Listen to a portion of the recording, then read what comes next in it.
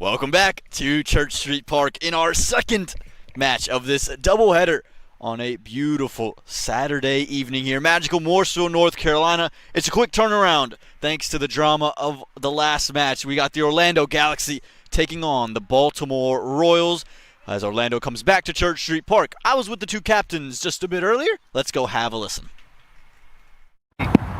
Toss time here at Church Street Park. Have the two captains alongside me. Taj Ryan Chanderpaul of the Orlando Galaxy, Sharad Lumba of the Baltimore Royals, and Alvin Barnett, our third umpire for the day. Taj, you've got the coin in hand. Tails. Call is a tails. Tails, it is. And it's come down to tails. So, Sharad, you've won the toss. What have you elected to do and why? We would like to bowl first, and because I think dew is a factor here, and we just want to, because looking a little dry, and we want to take early wickets. Yeah, yesterday, take me through what you guys have learned and what you guys are looking to implement. I think we as a unit playing good, so everybody's doing good at chipping in the right time, and as we have very good senior players, and everybody's taking their responsibilities, so we're just taking one game. Yeah. Any changes in the team today? Yeah, there are a couple of changes. Adil is back, and there's a youngster, Tanu Shapte, is playing. Yeah, beautiful. Well, good luck today. Taj, tough luck, didn't win the toss. Had you won it, what did you want to do and why? Yeah, we probably would have had a bowl force as well, because the dew sometimes come on a bit in the second half. Yeah, welcome back to Church Street Park. What are you guys looking to do now that you've played a couple of games at home back on the road? Yeah, well, we got a feel for some of the players. Just looking to get that force win on the board. Yeah, any changes in your team from last week? Yeah, we got two changes.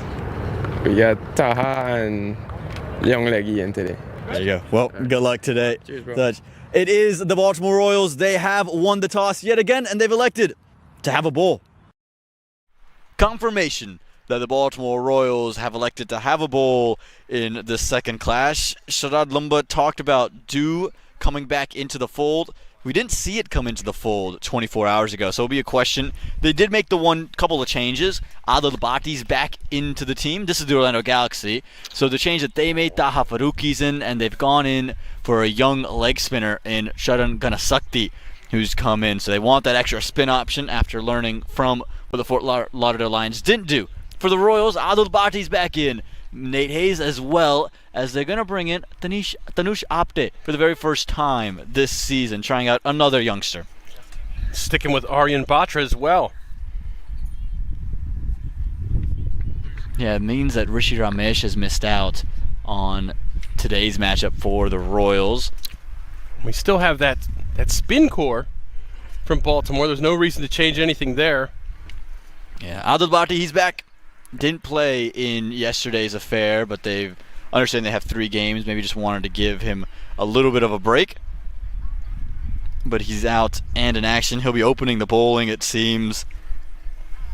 We're just awaiting on the Galaxy opening batters. It's been a quick start up, hasn't it, Nate?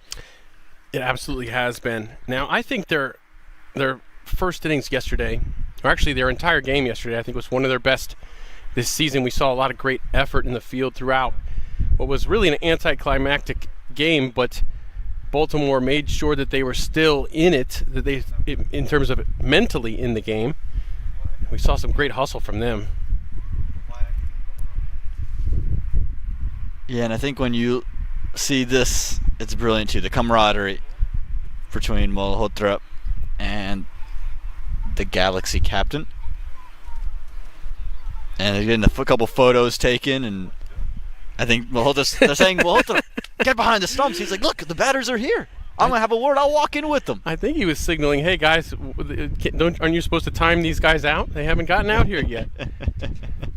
And they can be timed out before an inning starts, however. That is a very true statement, but it has just now become 6 o'clock. And so I think they might have a little bit of time, as both umpires have not taken their marks yet either. Opening partnership for the Galaxy, we've talked about it with the Raptors, talked about it with the Lions. So important, Christopher Van Tol and Taj Ryan Chanderpaul, where the majority of the runs come from for this Galaxy unit. Nate? Yeah, we've seen a lot of conversions from Chanderpaul throughout his minor league career. There's a man on your screen that we'd like to see some more from.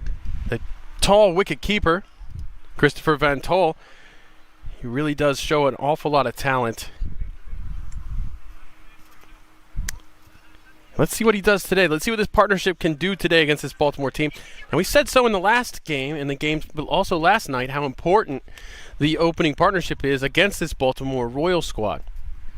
Yeah, no question. Again, this is a team that middle overs are slow in general at Churchill Park, but when you combine Mohammad Mohsen and Sarbjeet Ladda, who will be eyeing his 100th minor league wicket, a real chance for that to happen today, you're always going to slow down quite drastically and lose a couple of wickets in the process. And let's look at Chanderpaul this season, striking at 166 against pace. Now in the power play, he's only striking at 96, but he sure does like pace on the ball. So Christopher Van Tol in the power play striking at 92. So we'll see about this start here. Swing, and prodigious swing straight away for Bhatti. Well, this is something Bhatti's very, very good at. He has an awful lot of skill. Swings the ball, has great slower balls, a good bounce. He can do a little bit of everything. One of my favorite bowlers to watch here in the South.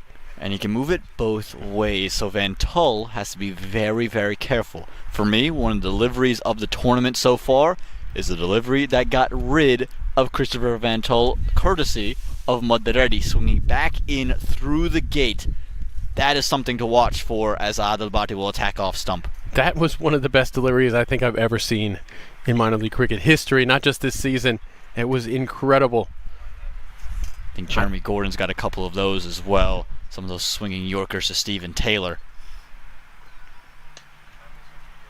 First runs for Van Tol. And the two of these are difficult to get out in the power play. Van Tol's average is 30.5 in the power play. Chanderpaul's average in the power play, 71. Mm-hmm. He just sticks around, doesn't he? And remember the first matchup against the Royals, he got out quickly, but it was really his own doing. He had hit a boundary and then forced the other one. And that's where he got out. So he'll sit there and say, yes, while I didn't score the first time around against this group, I actually got off to a decent start. I was seeing the ball well. I was just forcing too many shots. And you can see already a much more measured approach from the left-hander. We saw a lot of spin from Baltimore yesterday. We're always going to see a lot of spin from Baltimore. Once we get to those spinning overs, Van Tol against spin strikes at 122. So if they can stick around for a while, they'll need that. Changing the field here as a deep point fielder has been brought in for a deep third. Luck's out with that one out of the body. With that change in field, that ball is destined to go into a vacant deep point region. Yeah, well delivered, or well, as you said, lucky a little bit.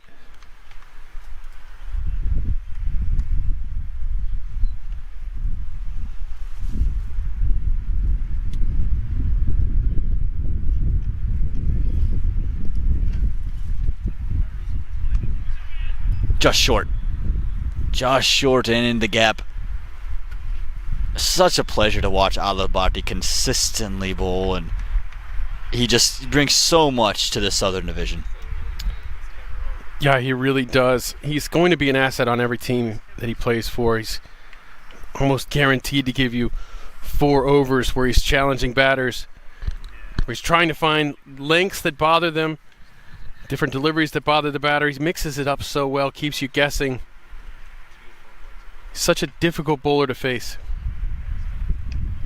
Extra bounce this time as well. Might be 5 runs in the over, but 5 uncomfortable runs at that. 5 for none after 1.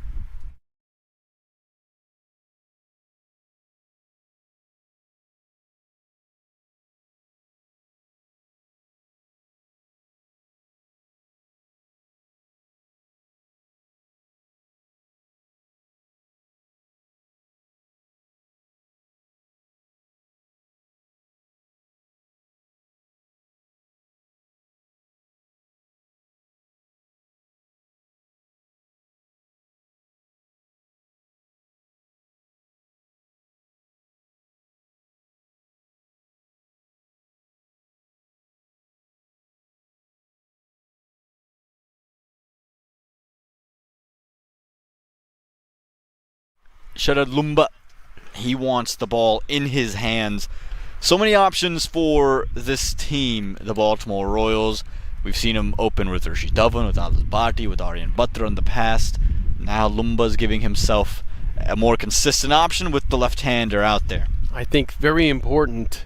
In the South, you get a lot of lefty-righty matchups early on with as far as the batting partnerships. You get a lot of lefty-righty partnerships, and I think it's a good thing for Baltimore to be able to go to Lumba in the power play overs and save those leggies for a little bit later on. What a luxury is that, especially with the lefties in the on strike. Slip fielder in place. That's Rishi Dhawan.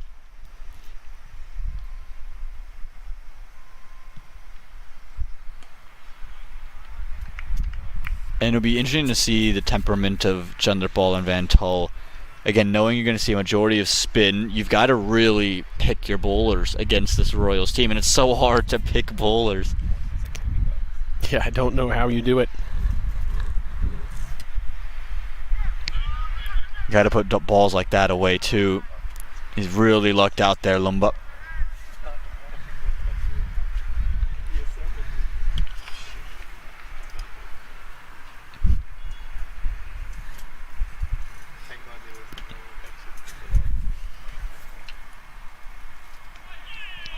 Plenty of drift. That's a real standpoint of Lumba's game. Yeah, it's a big strength for him. Drifting it into the lefty. Van Tull, this is the risk. Bowling an offie in the power play against Van Tull. He has such a good reach. Everything is in his range.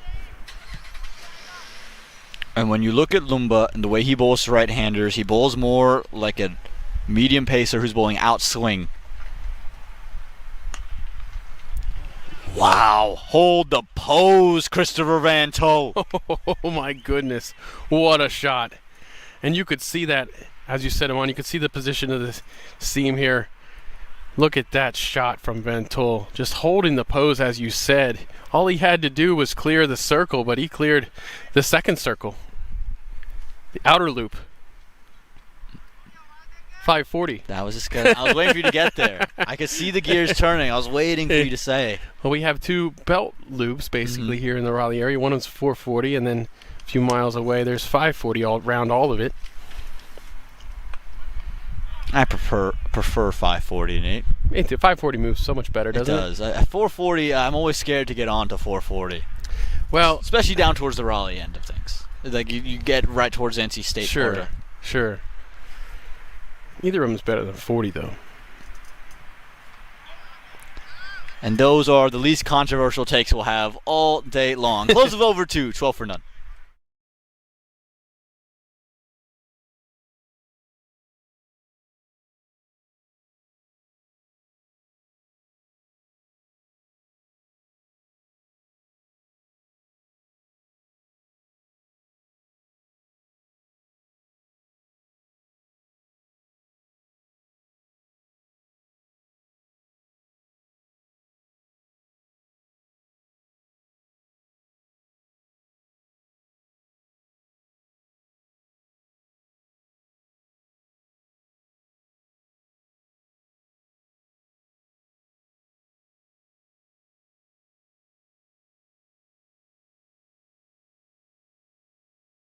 More Adil Bhatti.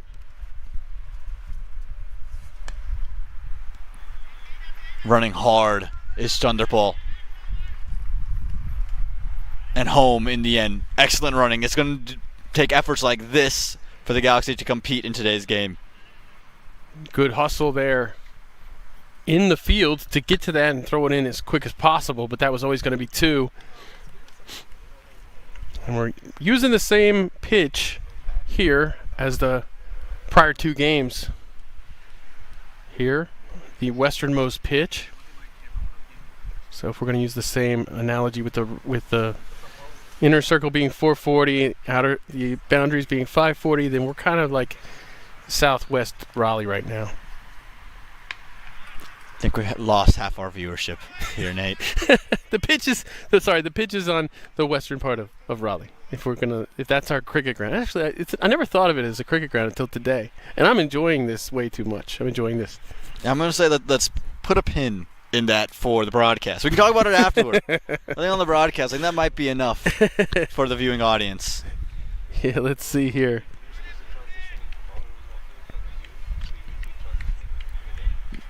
Van Til, he's already shown his hands, and again, that's what you want as a bowling unit. Actually, it sounds counterintuitive.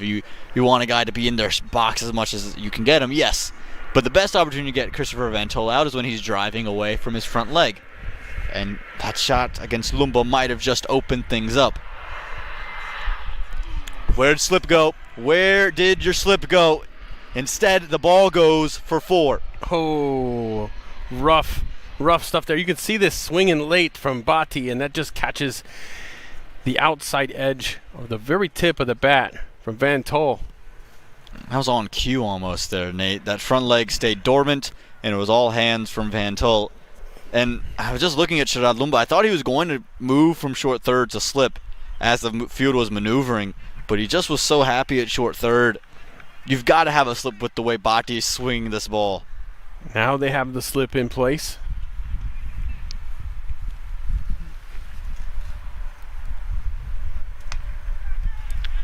Third, we'll just have one bounce before it gets to him.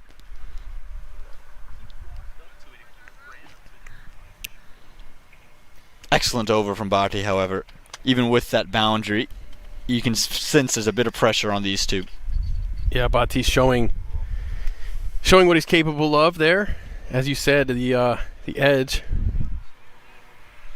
Maybe the best delivery of the over as far as tactically, but not in terms of field placement. Well, as far as the slip anyways, the rest of the field was probably fantastic.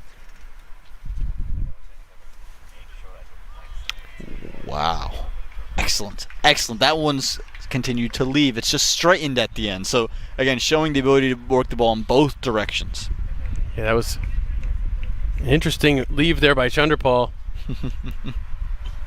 Brought the bat back into himself to avoid any edge there. Remember, Darshan Chanderpaul, he's opened the batting for the West Indies in Test cricket, and he's done it all over the world, be it in Australia, be it at home. And he's someone who, again, comes with that high repertoire and that high reputation behind him. Not to mention the family that he's from. That goes with just saying his name. Chanderpaul upset that wasn't a single, but it is the end of over 3, 20 for none.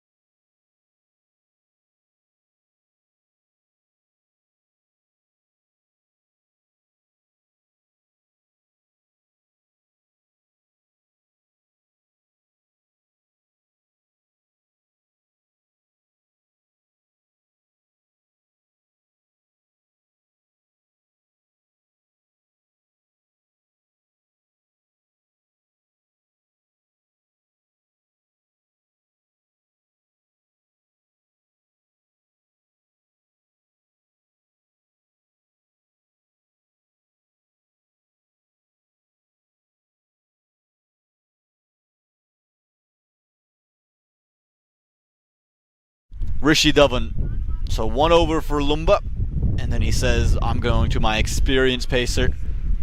We've talked about the reputation and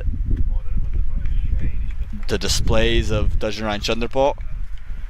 Well, don't forget about Dhawan. Has played in the IPL for the Punjab Kings. It's my favorite. That's why I like it. BB Case is my favorite. Little misfield there allows him to get away for 1. Yeah, Rishi Dhawan. You saw him bat a little while yesterday. He did pretty well. That's one way to separate yourself from, other potential draft picks in this major league pool. Yeah, and you talk about his journey to get to a major league roster. Yes, he's not someone that you're going to build in the future with. This is someone that's for today. But you sit there and say his value increases when you add the bat, because so many of the American fast bowlers don't have that batting prowess behind them. They're Right. developing it.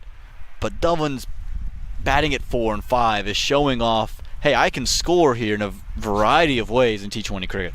Yeah, and just do what this situation calls for is a great way to get your name out there too. One guy who does that great, Shadley Van Skalkvik. Absolutely. Again, he in 2022 was maybe the king of that, wasn't he? He was incredible. Was up and down the batting order, was always opening the bowling for the Seattle Thunderbolts. But I remember when he came here to Church Street Park for that championship weekend, and remember the runs he scored in the semifinal to get them into a position, or even the final when they collapsed in a great way. And he had to come in at 8, didn't have the huge score, but carried the innings through. And then with the ball, always brilliant.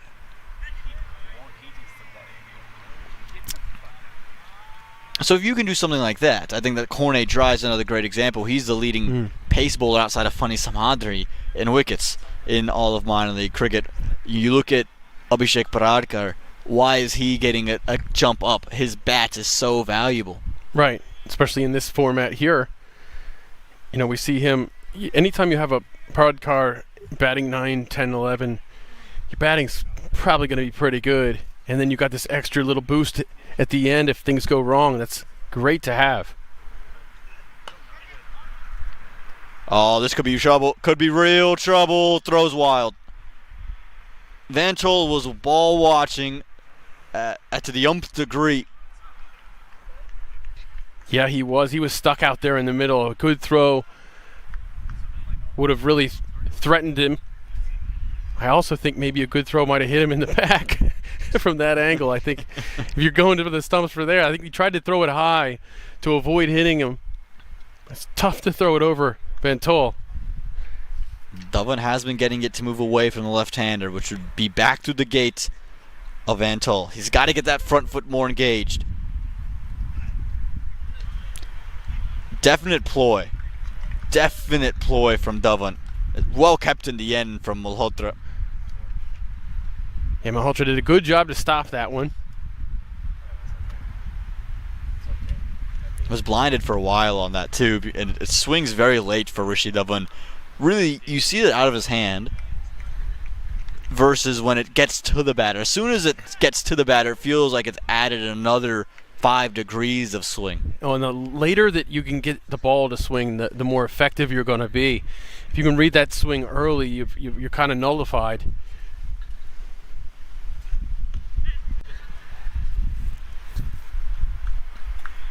And just to go back to that conversation about Major League Cricket, remember at the draft, we were having a conversation in 2023 prior to the draft about who would be, or what position groupings would be likely to go in clumps or close to the first round. And we said fast bowling all-rounders. We saw Corey Anderson go at 3, and then we saw Rashid Theran go at 6, and we were both thinking this could be where you double up and Calvin Savage comes off the board very quickly. And very next pick, Calvin Savage, doubled up by the Super Kings because he was a bowling all-rounder, and now he's playing as a batter for that team. Yeah, absolutely. I mean, it's a rare position. Dives over it, and Chanderpaul will pick up 4 runs to help his strike rate. Yeah, this one just gets through. As you mentioned, he dove right over it. Almost glitched over the ball.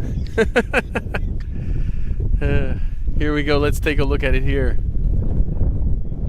Nate, can you say, I believe I can fly? Oh, yes, that was slip and slide style right there. It went under his armpits. We have a groundsman enjoying the shade.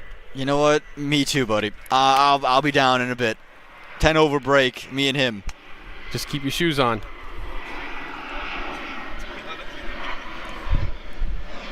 Close of over 4, ever so eventful, 30 for none.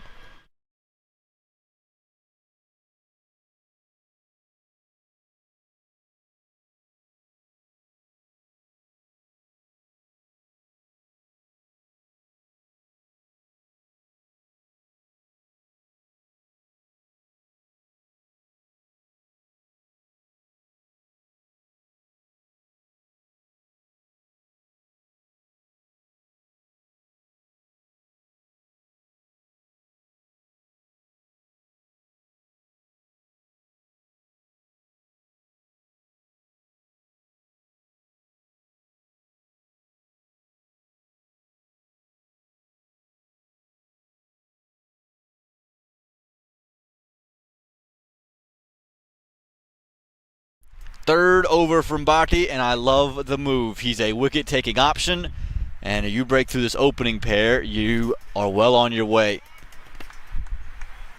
No slip, though, Nate. I don't love that. Yeah, I think if Bhatti's in the power play, I think I'd like to see a slip there.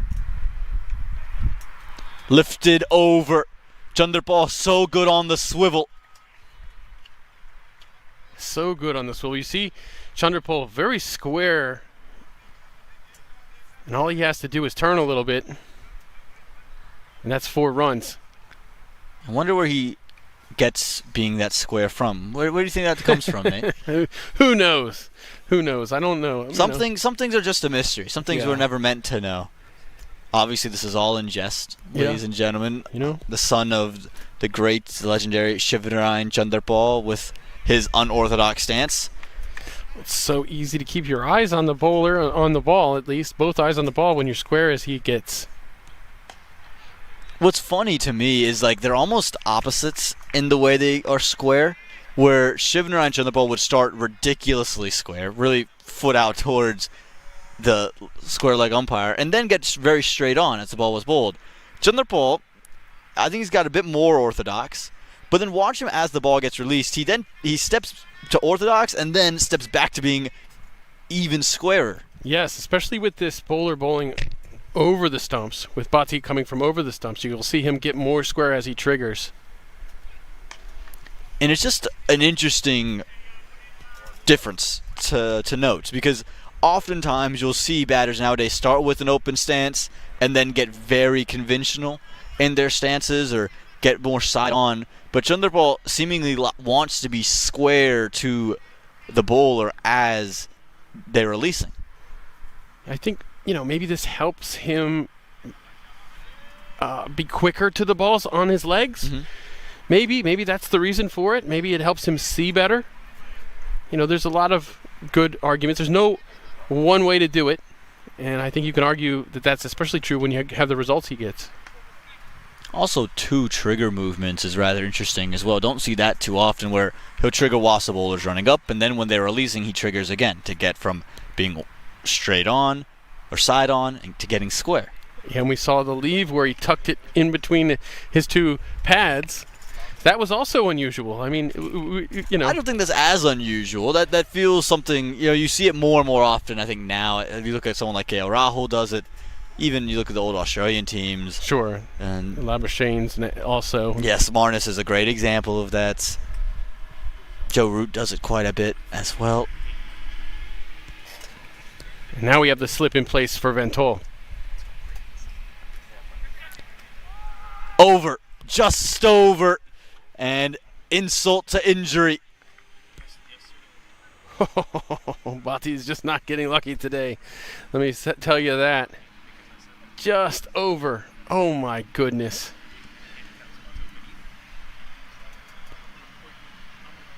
It's this reach of Ventol, changing these angles just a little bit more than what the field wants. And you can see frustration from Bhatti straight away. He just can't believe that none of these will go to hand. He could easily have 2 wickets right now. Instead, it's 39 for none. You'd say it's a terrific start for Orlando. Make it 40 for none at the close of 5.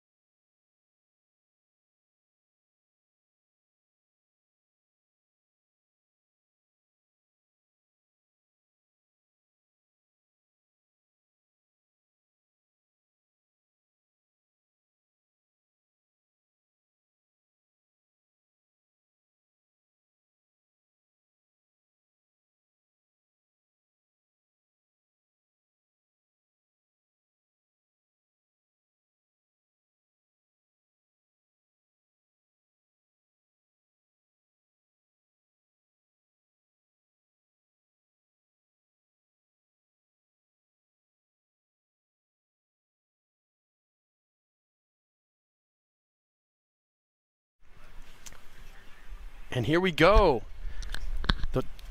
One of the heads of the two-headed spin monster here, the two-headed leg spin monster for Baltimore, Mohammad Mohsin. We saw him incredibly economical yesterday, only 13 runs allowed. Well stopped. Great stuff there, Mukhtar Ahmed. I expect Mohsin to be quicker to Christopher Van Tol, only because of his reach. I think you get a little bit more wiggle room in terms of your length if you're quicker and don't let Van Tol set. Over the field. That's 4 runs for Van Tol. He's taken off a little bit. He's had a couple of lucky 4s, but that was a clean one right there. Slower, fuller, and Van Tol will take that every time. That's why, for me, Mohammad Mohsin, you can get away with that slightly if you're quicker, because now he's got to really get under it in a hurry. But anything that's slow and in his arc is going to get blasted away. So if you go slow, you got to pull that length further back. He goes at the legs that time, a little bit quicker. Come on, if there's anybody that's going to make a quick adjustment we've seen here at Church Street Park, it's Mohammad Mohsin. He's done a great job making these little adjustments.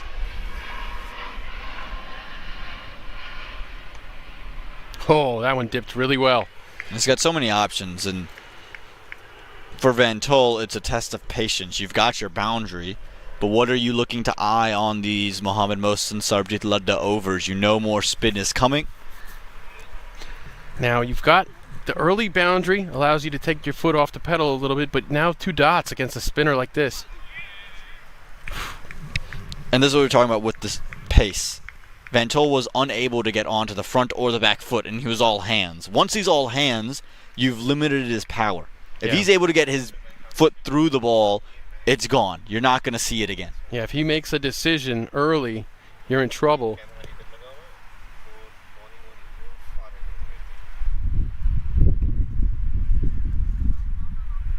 And there's no run there.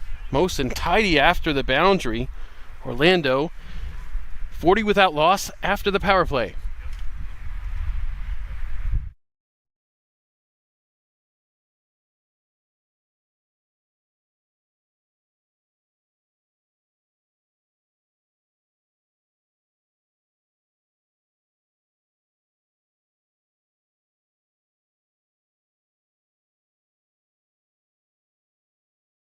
Make that 44 without loss.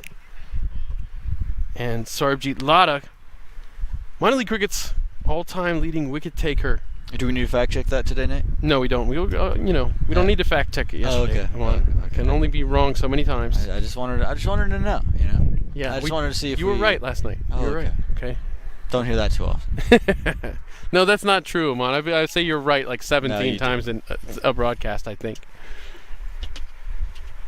Well, it's because you set me up with easy questions. Is that it? I set you up with the tougher ones. So it's unfair. I think that's relative. I think that has to do with our aptitudes. No, I wouldn't say that. Speaking of aptitudes, it's harder for me because I'm dumber than you. Well, okay, look, we're getting into murky waters. I don't agree with that statement, ladies and gentlemen. All right. Now here we go. Ladda, 97 wickets in his career. Amon, am I right about that? You're absolutely right, Nate. See, there you go. I say it too. Here we go. I had to get that right there. And we see Chandrapal. We'll see with the spinner. A little more side on right now.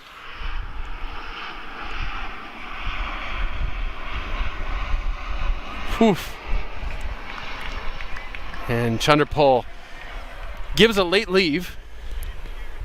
That was after the ball went through. It's a googly straight away. So many leg spinners like to establish a stock delivery, which you should do as a young leg spinner. But Ladda's got so much confidence. He'll start with the googly and never think twice. And Chandrapal moving his feet over to that one. This is where your scouting and your game plan gets tested against Baltimore. What is your plan to score against 2 premier leg spinners in the USA? Well, that one just gets through the diving fielder, so I'm only going to go for 1. But yes, Amon, I think one of the answers to what are you going to do to score on these 2 top leg spinners in the USA. I think one of the secrets to that is Chandrapal being in the middle. That's your answer. Expound upon that, Nate. What do you mean? Well, I just think Chandrapal's got so much experience against high-level bowling. You want him out there for these overs where this is just a very, very good spin attack. You want him to stick around and see this through.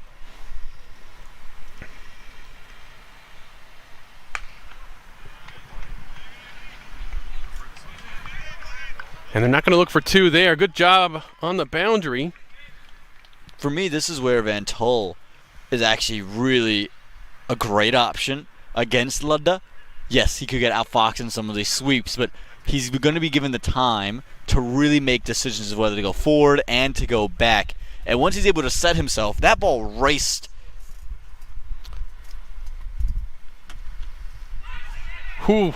There's going to be an appeal there.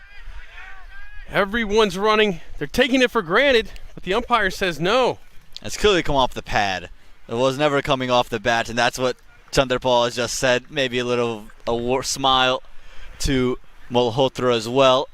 I thought the OBW shot was closer. That's what I thought too, especially right there from that view. Probably a bit high. It's hit him above the knee roll. Had to be high, if anything. I thought that was the shout.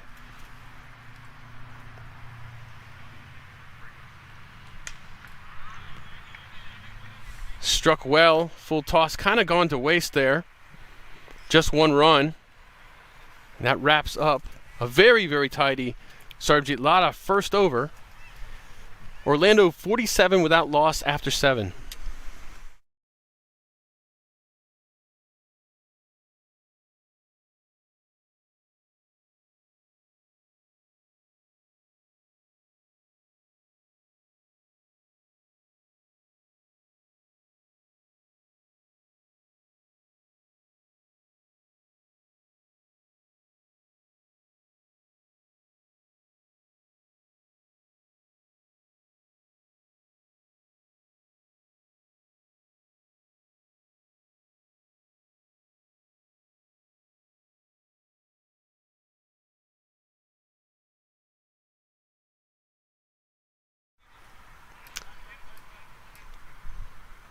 See, Mosen stays on.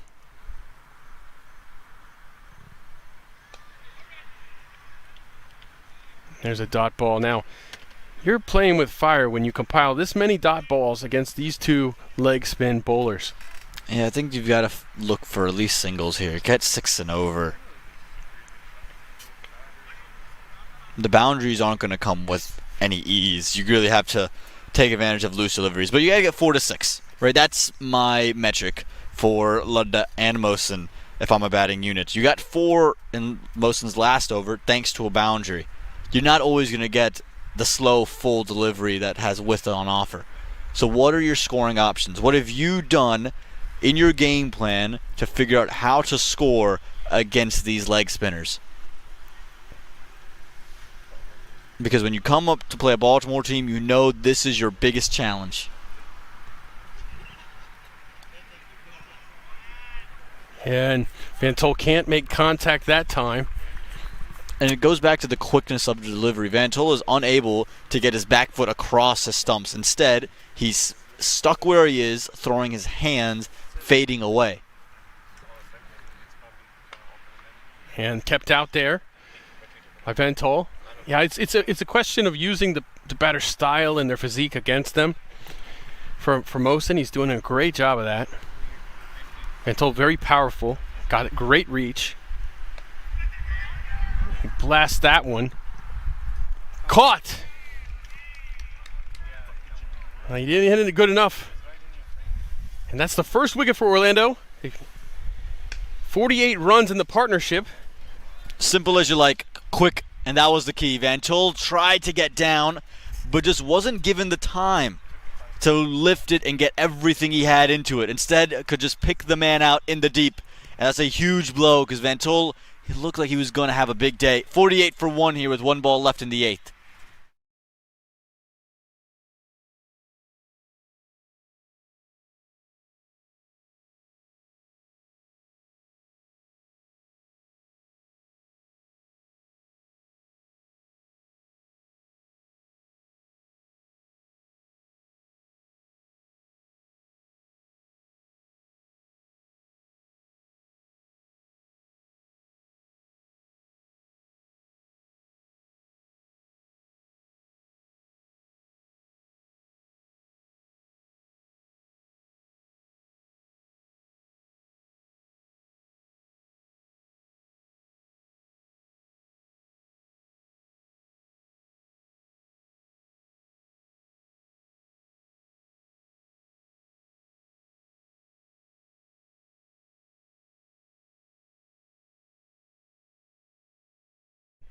And Romario King will come in for the final ball of the 8th over. Mosen already with a wicket. He's been so economical these last couple of innings, especially last night, conceding only 13 runs. He didn't get a wicket last night. He already has one today, but only 5 runs allowed so far. Oh, there's a shout. It's going to run away to the boundary, and that's 4 more runs, but I'm going to say those are leg bys. It got all the way through. I guess it hit the body. Impact outside off Jaskar Malhotra. Light's going to go green. Yeah. Right there, clearly well outside the off stump. It's a terrific decision. There's no shot played. It's a different story, but clearly not out. End of 8, 52 for 1.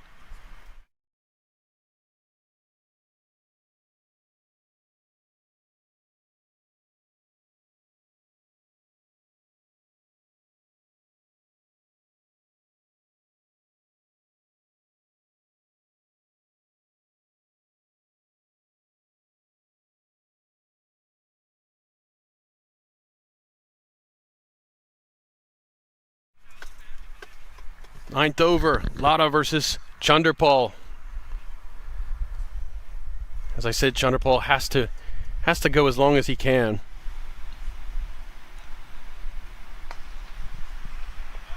Consistent googlies to Chanderpaul from Lada. Everything out of the back of the hand. I think he's happy to give up the single and give Romario King the works now.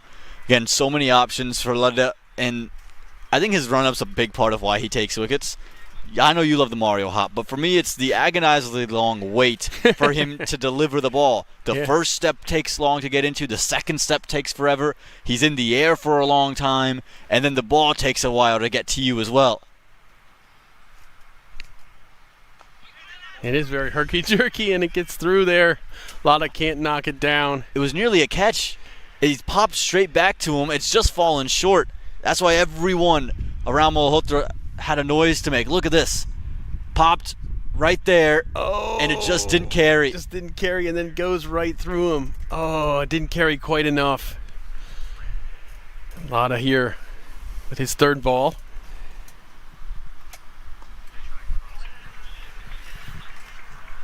They're going to turn down the 2. More than happy to give up that single. You heard Malhotra say it. He's like, that's fine. Give up the single. Bowl more to Mario King. I wouldn't be surprised to see the googly here from Ludda. He bowled 2 consecutive leggies. This would be the time that he tries to slip one in to an individual committing with his front foot. We've seen some good ones so far from Lada.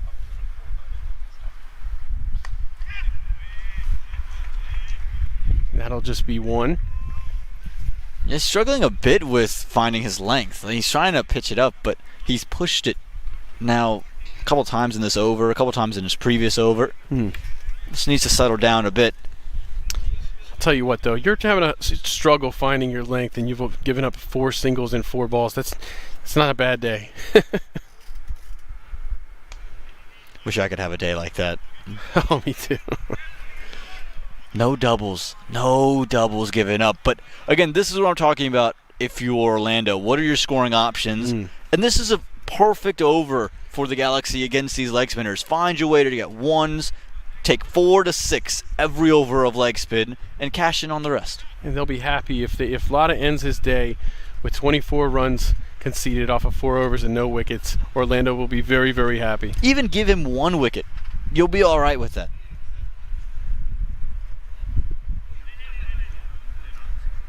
And he's flighting it very well there, and that's a dot to end the over. 57 for 1 after 9.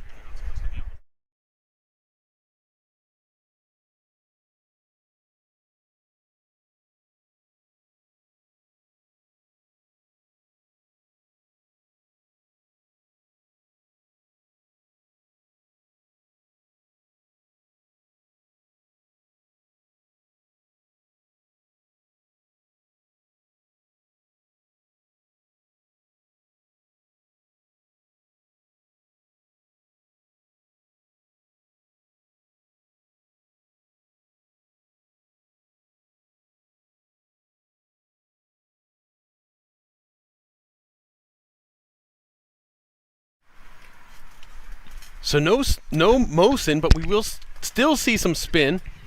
Lumba comes in from the Cedar Fork end. Yeah, just trying to conserve these overs of leg spin, throw it around, see if you might need it post the break. This is also a time where wickets tend to fall and get matches against the Royals, and Lumba wants to try his hand whilst the left-hander is still out in the middle, and the shadows are creeping on the pitch. Yeah, you see those long shadows striping the field. Has to make it difficult for the batter, especially when you get some flight on the ball. And you're also trying to see if Lumba can just tempt Chanderpaul to take a risk now that it's not Mohsin, now that it's not Ludda bowling this over. See if he's willing to make one mistake. And that's helped over. It's going to be 2. Nope. Yep, 2 runs. But that's exactly the risk that you're after. It's a safe shot because there was no fine leg. Now there'll be one positioned. But he's had to take it off of his pads. So you're looking to see, can you just force the issue and take the wicket of Chanderpaul? If he goes, it's a whole nother ball game in the last 10 overs. Oh, yeah, it opens things up quite a bit for Baltimore to kind of run away with it, you would think.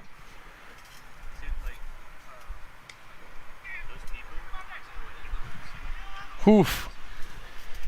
We saw King just out of his crease a little bit, maybe a little bit eager there. Well fielded. That's pressure. That is some dot ball pressure that's been brewing in the last couple of overs. Oh, just out the outs, just past the outstretched arms of the fielder and catching cover. The drift on that was ridiculous. The way it just continued to follow Chanderpaul, and it left him off the wicket. So there's turn available for Lumba, and he's been able to take full advantage. When you see the ball drifting that much, it's going to do something off the surface for sure. Lumba is very good at getting drift. As you said before, he likes to bowl that arm ball that's kind of like a seam-up arm ball. And now he's got King on strike. We have the slip that comes into play.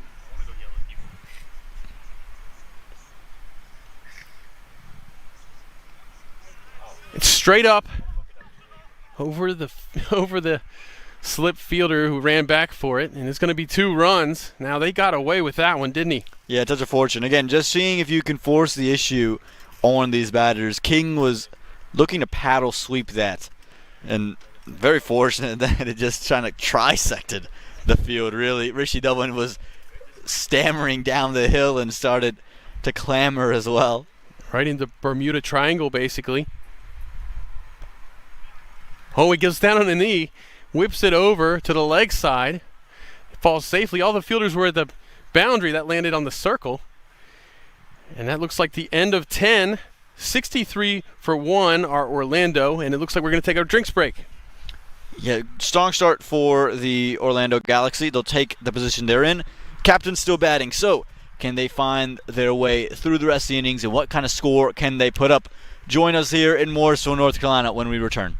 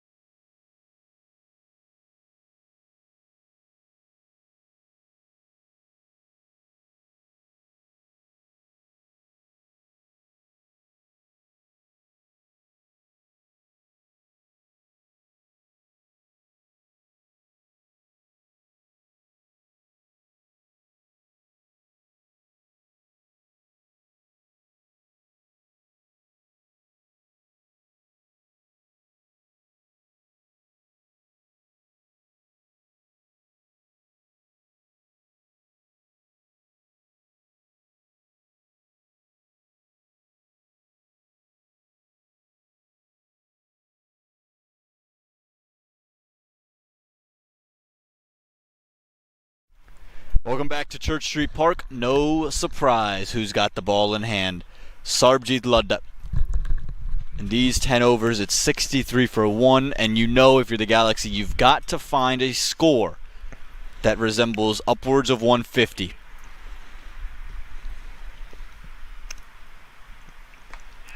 Straight and 4. Well, that's how you'd get there, Aman. You get there right back over the bowler's head.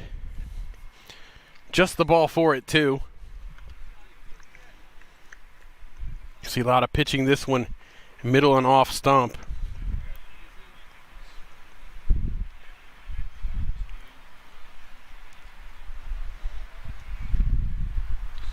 Again, I don't think you'll mind it too much if you're Sarbjeet Ludda. Why? Because you're just starting to tempt the batter.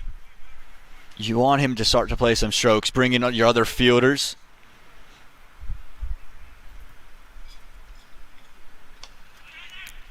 Is that taken? No. No, it's put down. That could have been huge. Just missed it. Just missed it. He just put it down.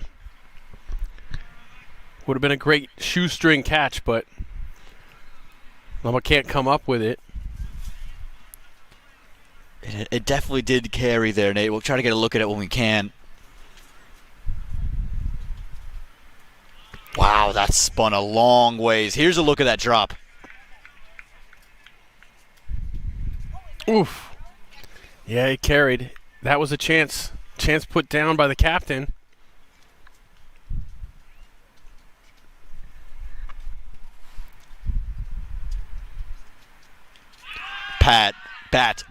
Bat.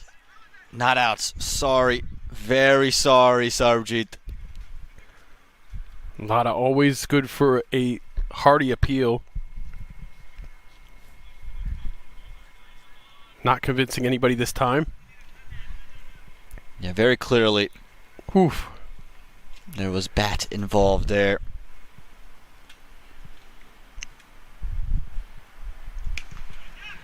Gets through. Nicely struck yet again. And Romario King is starting to put some runs on the board and do some good work here for the Orlando Galaxy. 69 for 1 and navigating a tricky situation. That was struck well. Kanwarjit Singh took an excellent angle to that ball, an expert angle to that ball. He's very good in the field.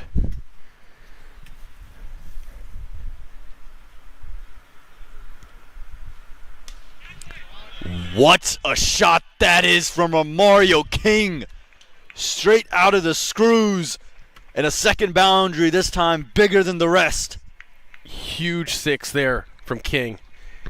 This is a no-doubter. The fielders didn't even move after this was struck. Just watched it. We'll watch the 11th over come to a close after that. 75 for 1.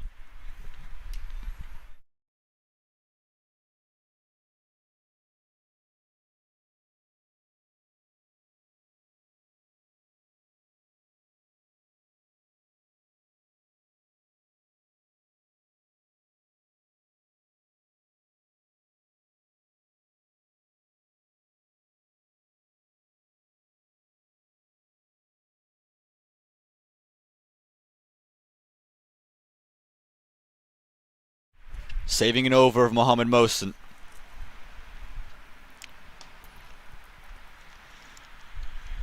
Sharad Lumba, this will be his 3rd. He's only gone for 13. Now, Oman, when Mohsen comes back in the attack, you think he'll come in from this same end? No, I think he'll switch. I think Ludda's going to bowl out, and then Mohsen will come in. Yeah, that's what I was thinking as well. Lada always loves that Shiloh end. It's getting good results mostly. Nicely worked. King has come in with great intent, and that's something that can't get overlooked. He's not sitting here looking to play deliveries out. There's been a real belief, it feels, from the Galaxy that they can claim their first win today.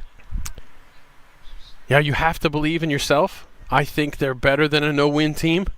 Orlando, they've gotten a little bit better every game. Or they've at least had flashes every game. They've not put together, I think, a full game of good cricket yet, but they've shown that they're capable of it. For the Royals, net run rate's so important because of that washout. Again, I know we're going to harp on it. They've yet to lose, but that washout just keeps them from the top two.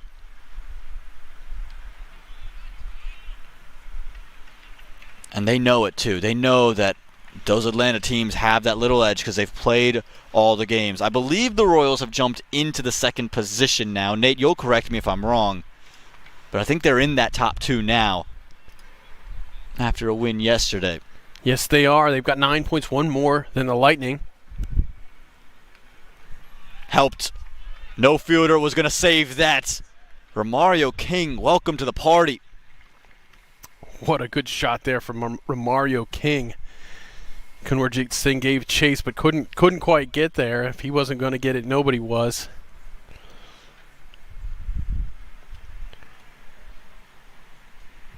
What a shot, as you said. He had that 6 earlier, last over. He's got the 4 here. Lumba's got to push it quicker or either get fuller because Romario King is on that knee in such a hurry. So either make him wait on it or change that pace up here. Push it through quick, slow it all the way down, but don't let him just sit and play that shot. Same maneuver, and 2 runs they want. 2 runs they get. Great intent from Romario King. That over, well, it goes for 9. It's 84 for 1 at the close of 12.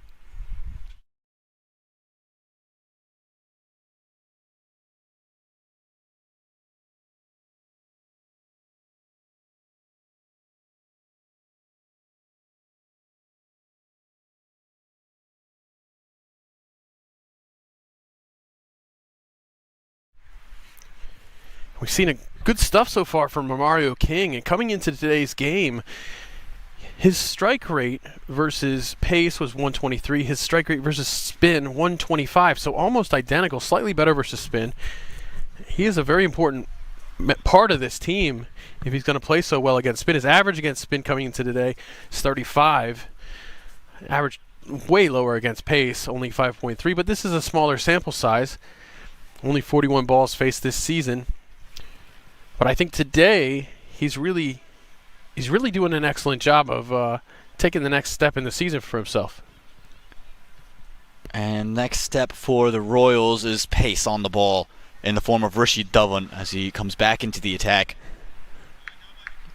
You saw Mohsin run up like he was going to take the ball, and last minute Lumba shoot him off. So Lumba just wants to try one over of a seam-up option. Went for 10 in his first, and he's bowling to Thajnaran Chanderbal, who's done a lot of watching in the previous couple of overs. Happy to facilitate at the moment. So you were the one who said Romario King, well, his strike rate has been eerily similar, whether it's been pace or spin. What is his option to score against Rishi Dhawan? Well, yes, his strike rate been similar. The average much lower against pace bowling, so maybe Orlando thinks they're onto something here. But I think against Rishi Dhawan, I mean, he does so many things well with the ball. I think just play it where it is right now. You're in good flow. You see Romario there looking around, checking his field, making sure that he knows what the options are.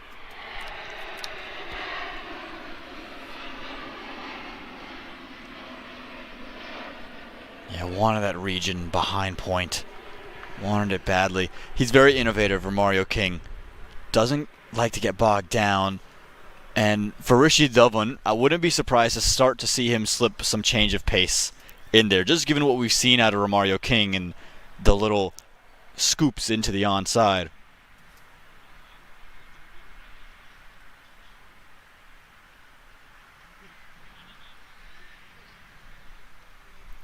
Yeah, they've got that mid off and long on.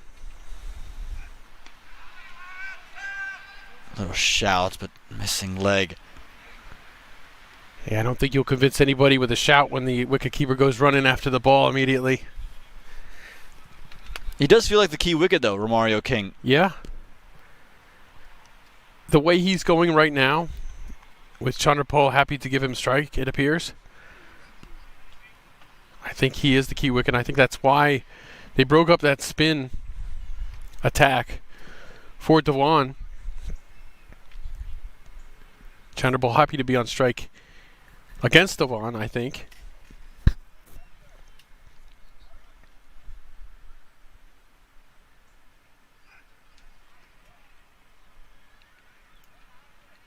Initial call was for 2, wisely against it.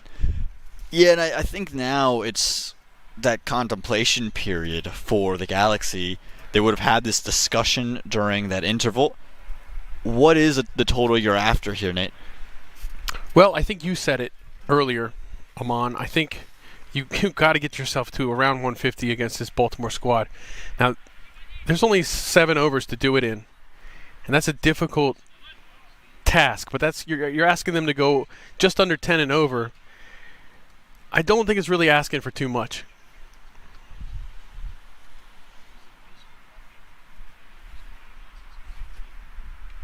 Heavily cut back. Again, that change of pace we spoke about for Rishi Dhawan. He uses it nicely, and I think King might just get in trouble because he commits to playing into the onside very early. You see third is up right now. Mid on goes back to long on. I'm sorry, long off. Mid off goes back to long off.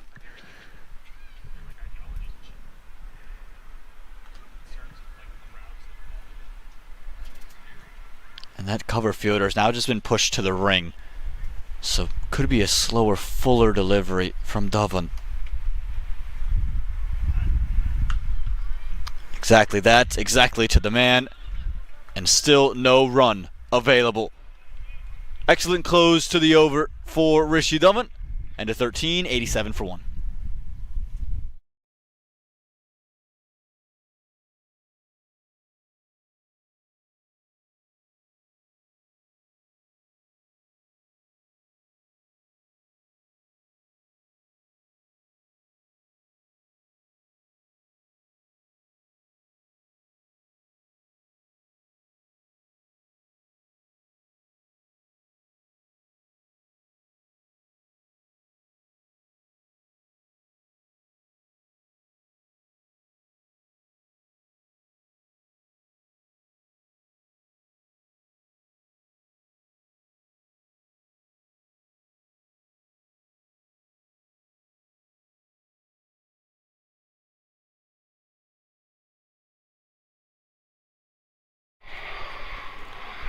So Mohammad Mohsin back into the attack. Cedar Fork end of the ground. We thought he might come from the Shiloh end, but he's staying where he started, Nate. Yeah, I think the interruption in the spin spell to go with the fast bowler from the Shiloh end, the over before, I think that's pretty much dictated that Mohsin's going to stay at the Cedar Fork end on this 14th over. You got 2 overs left from him. You got 1 over left from Sarabjit Singh.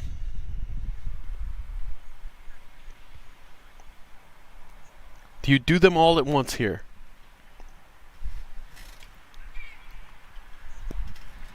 I think you will. And I think that maybe they'll come at the same end. But the reason I say I think you're going to go pretty quickly into your leg spinning counterparts is because you just want your best bowlers to have a great chance earlier in the innings and not give the platform and the license for a team to go big. See, that's Jaskaran Malhotra's kid right there, enjoying the track.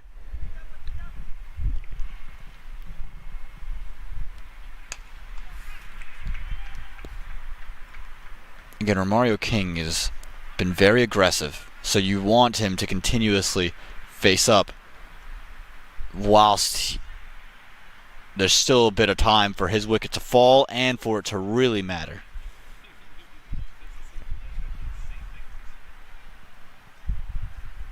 Yeah, it's going to be tough to get to that 150 with such good bowling. Nicely played from Thajnarayan Chanderpaul. Able to take advantage of a loosener there, just too full and too far down the leg stump. Terrific shot by Chanderpaul. He's going to pounce on it. Every opportunity right now, they're going to have to maximize. He made the most of that one. Very safe.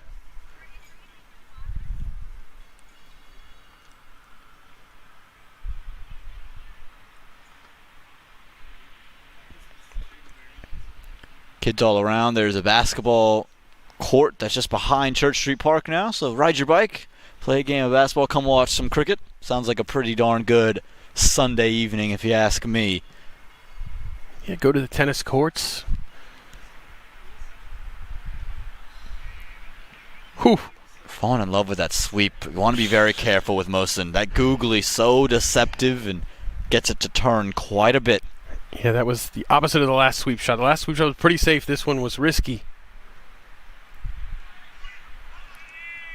Lots of turn. Something to look for. This pitch might just start to show signs of opening up.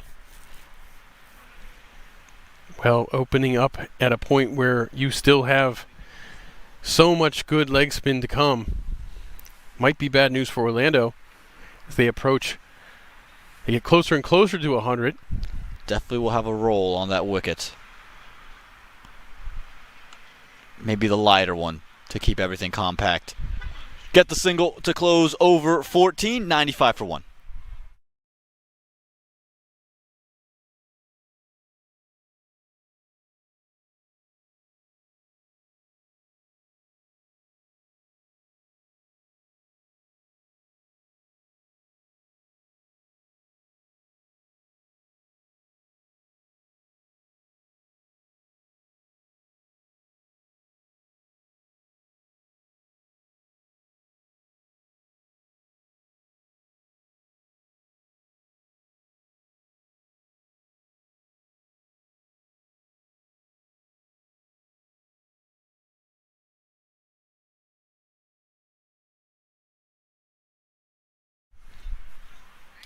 Sarbjit Singh Ladda will look to continue to impress some of the folks around, some of the Raptors players and local young cricketers watching here at Church Street Park. Ritzek uppity all the way to the right.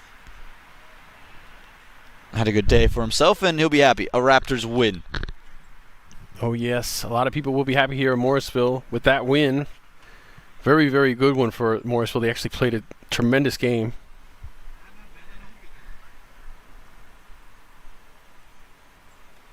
Skied. And taken. Safe in the end. Tanush Apte makes no mistake, and Sarbjit Ladda takes the big wicket. And is it ever a big wicket? It is tough to say when Chanderpaul is in the middle. But Romario King was probably the wicket they wanted.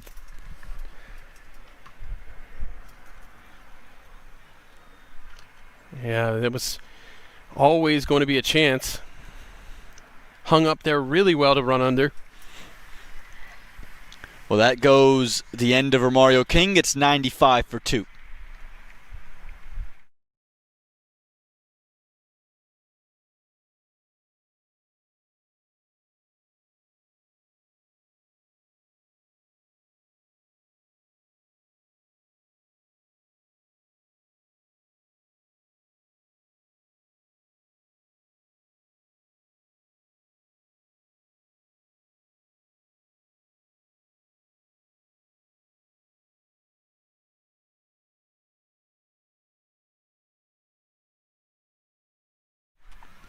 Hardik Desai comes in, one of the real all-rounders on this Galaxy team.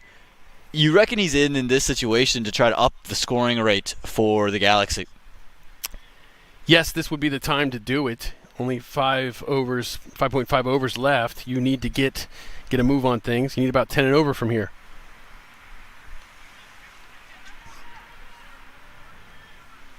Great turn. Terrific turn. It's terrific running in the end, but the turn on display from Ladda if you're the Galaxy, you sit there and say, okay, you know what? We have some spinners that could take advantage of this. Absolutely, you do. I think Lotta here, when it's turning this well, Lotta just loves to see guys onto the front foot. Coming around the wicket now, this feels like a great opportunity to throw 2 leg spinners in there and then slip the googly back away. And if you're Chanderpaul, this is a good opportunity to get off strike. Make sure that that doesn't happen. There's a mid-wicket fielder in, so don't want Chanderpaul to just tap it into a region to get off strike. It's a good decision. Very smart and calculative.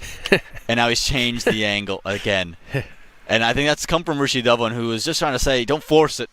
It'll come. Also, those delays, those breaks, how often do they create wickets? Well, Lotta is all about that. He wouldn't survive a pitch timer, I think, in baseball. Takes it off his pads. Yeah, no, I don't know if many of the Baltimore Royals, to be fair, would survive a pitch timer. Maybe just Mohammad Mohsin.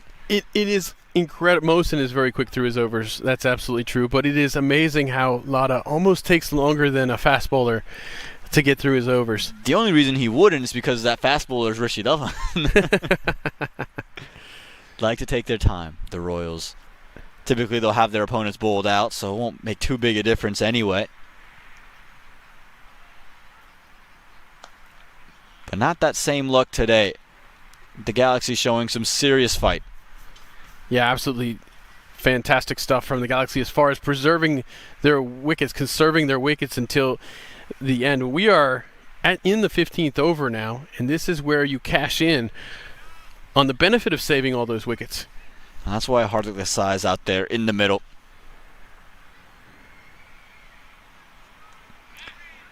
Might have just gotten a bit of bat. I think that might be the only thing that's kept that from being a huge shout. Yeah, that had to be, or else we would have definitely seen Lotta jumping up and down. I'm surprised there wasn't even any shout, to No be shout honest. at all. With Sarbjit Luddup, you tend to think even if it passes the bat, there's going to be a shout. Well, his shout bar must be low. His jump bar is still high, though.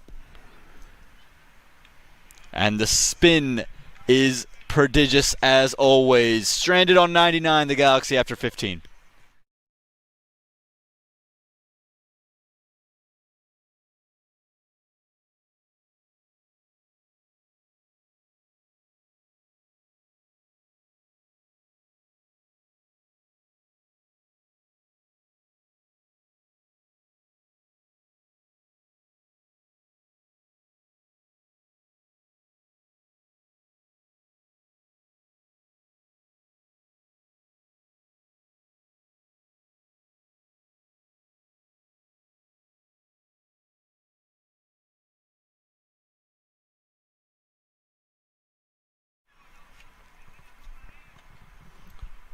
And Mohsin remains in, and why not? As we anticipated, 3 straight overs of leg spin.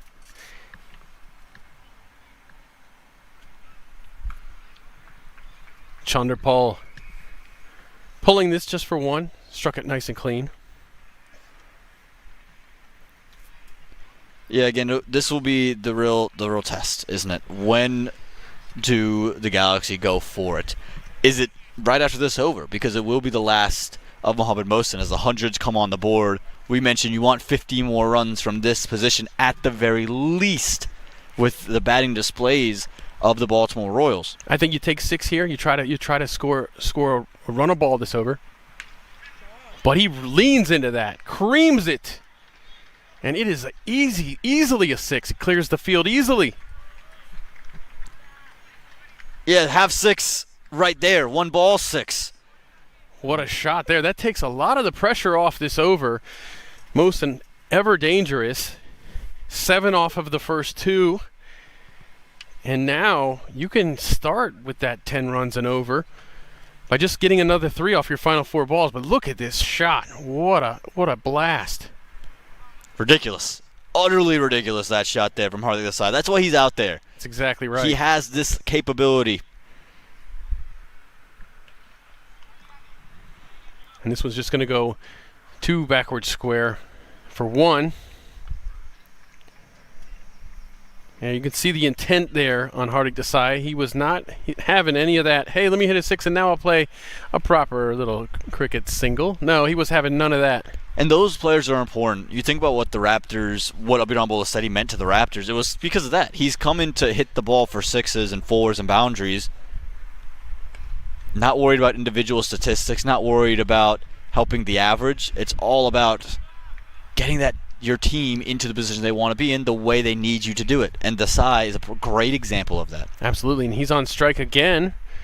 Good job from Chanderpaul to put him on strike again. He seems to like his chances here. Now, what can Mohsin make out of the last 2 deliveries he's had to him? He goes big again. 6 runs right into the bleachers. Desai shows no signs of slowing down. Well, just got given that bit of width that he was after. Got down onto a knee quickly and great hand-eye. That's all you can say about it. Fielder thought he had a chance for a moment, but we all knew it straight off the bat. And that ball went into those pink skies, and see you later.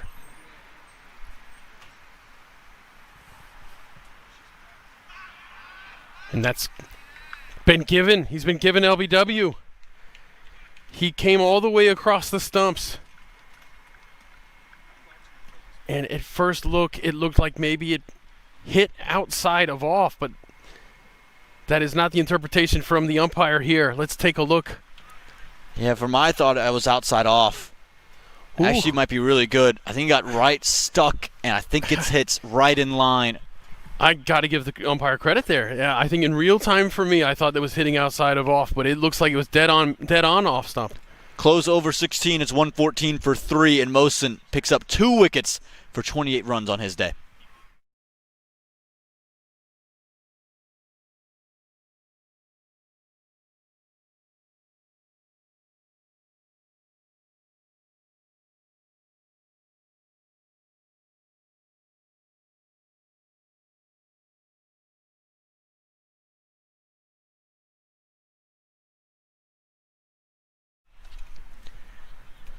Aman, Mohsin strikes. Boy, they needed to get Desai out of there right then. He was starting to take over a little bit. And even though Mohsin went for 15 in the over, which was more than half of his runs for his entire spell, his entire quota today, he took the important wicket when it mattered on his final ball. Yeah, 100% agree with you there, Nate. You have to get that wicket. You've got to make things happen. And you've got to have a great team around you. And we definitely do.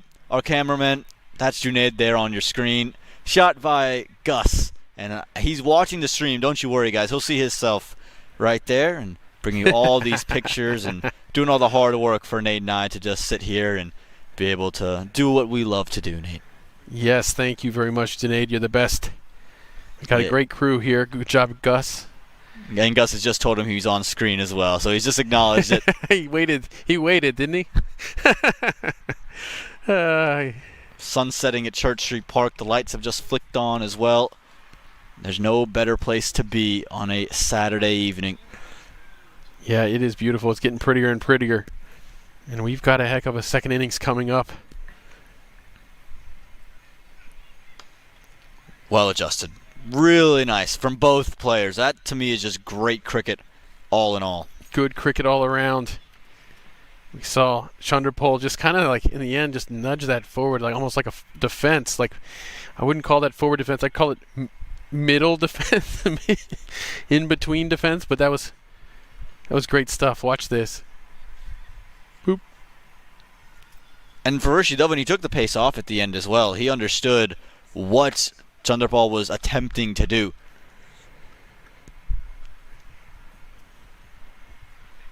Dhawan.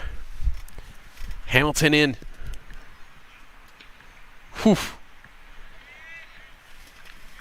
That's nothing right there. Good, difficult ball for Hamilton in his first delivery to face today. As you see the airplanes flying in here to Church Street Park. Always a favorite sight. Yeah, Orange and Hamilton's going to want to hit a couple into that region, into the sky, to meet some of those planes. Well, we don't want to violate any laws. But that's what he's going to be targeting for. Hamilton. Oof. He is ready to go, isn't he? Yeah, but again, Rishi Dovan, give a lot of credit to him. He knows he's just trying to jam Hamilton up for room. Hamilton is not moving his legs. So he's looking to be all hands, and it's hard to be all hands when the ball is right on your body. You're just not given the width or the room to affect the ball the way you need to. So it's just the experience of Rishi Dovan outclassing the power of Orrington Hamilton. See it hitting that uncomfortable middle length there. Hamilton goes big over mid-off, and it's 4 runs. Wrong length. That was the real key. That length was poor. Yeah, a little bit too full there. He had the right length of 2 prior balls. Kind of the in-between length there for Hamilton, but this one very decisive. And you see Hamilton stride forward with that one. Does this cause Devon to maybe go a little bit off the stumps a little bit more? Well, he's off the stumps there. I think the key for me more so is his length. His length's got to be on a hard one. And there it is, a hard one. And it'll go all the way for 4. Not sure if it caught bat or if it just hit him in the shoulder, but 4 runs either way. And there's that shorter delivery. Very, very short this time. Yeah, that's when he's got the bat. Hamilton, I love his aggression. This is the phase of the game for him.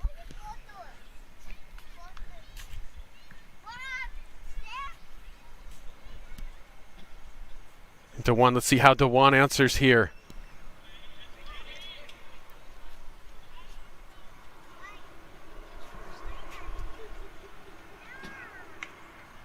And gives him that good length. He might have been gone with a direct hit. But that brings up the end of 17. Orlando 124 for 3.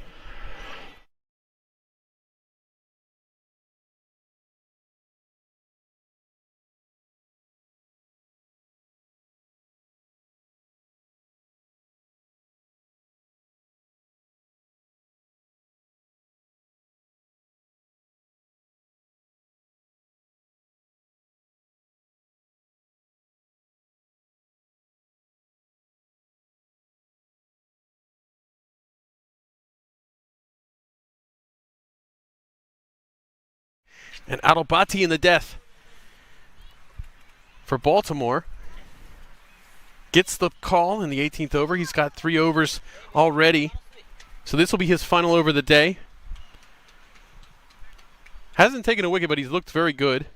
I remember had those opportunities against Christopher Van Tol that just didn't go to hand. 2 edges. One, there was no slip, and the second one just flew right over first slip. We'll see Hamilton on strike here. He's had intent. And he keeps on that intent, but it's just going to be 1. And the real keys for the Royals bowlers, the pace bowlers in this phase, especially to Hamilton, is to bowl on that hard length because of the fact that, again, he is just almost, if he moves his foot, it's just to clear the front foot, and he's looking for anything to swing down upon. He hasn't looked comfortable of any sorts with anything back of length. Even if he's anticipating it, he's not in any position to play it. So stay there, and you can change the pace from that length. No need to go full to him. Chandrapal, 43 from 45. He's been there since the start. Aman, we don't often see him go at a fast rate. Right now, I'd love to see him finish with a flourish. Be a big thing for this Orlando squad. Yeah, it would. And again, I think it's that balance and delicacy of having to bat through as the opener of a team that doesn't have the batting resources that some of these other teams do, like Baltimore. And then it's understanding, okay, what's the situation? What's the requirement? I think there's one thing about the Lions today. The difference between the Lions playing the Raptors and the Galaxy playing the Royals is just the opposition's batting depth and strength. The Royals far outweigh what the Raptors do. Over the bowler's head. That's 4 runs on a bounce. Hamilton, he is intent to make his trip to the crease matter. Yeah, again, he this time moved his feet, and that was the big key. He got into a position to where he created his own width and allowed himself to swing through with his hands and generate power. Yeah, it's probably the most we've seen him move his feet so far in this innings. Let's see how Bhatti answers. Just chipped right over his head. Probably just going to be 1.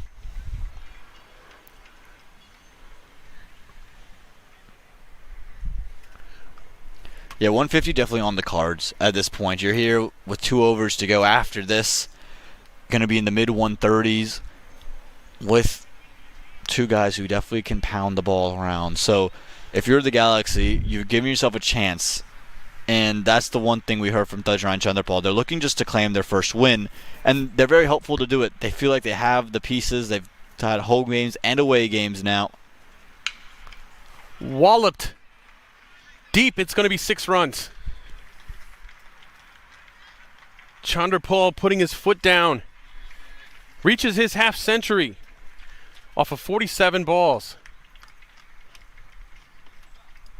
Yeah, well deserved this half century. Calculative, showed the power shots, showed his ability to up the scoring rate, and then play with great maturity. He's picked his spots beautifully, and now he's got a real opportunity to get his team into a total that would really challenge this Royals attack. And that being Chanderpaul's 12th 50. Over top the fielder. 4 runs. Chanderpaul really doing it this over. And that is the end of 18. Orlando trying to go big. 141 for 3. Again, given the width, given the license, and was never going to need a second invitation. Thajran Chanderpaul. 141 on the board at the end of 18.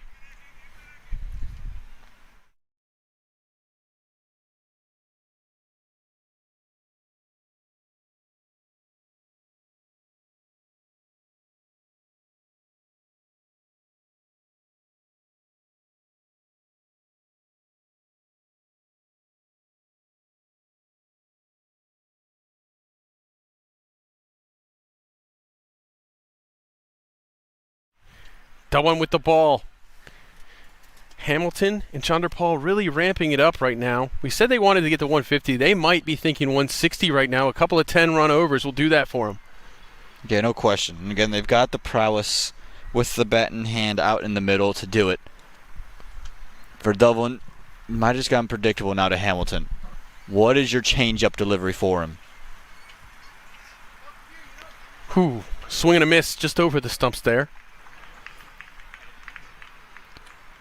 And again, it was slower, and it was continuously following him.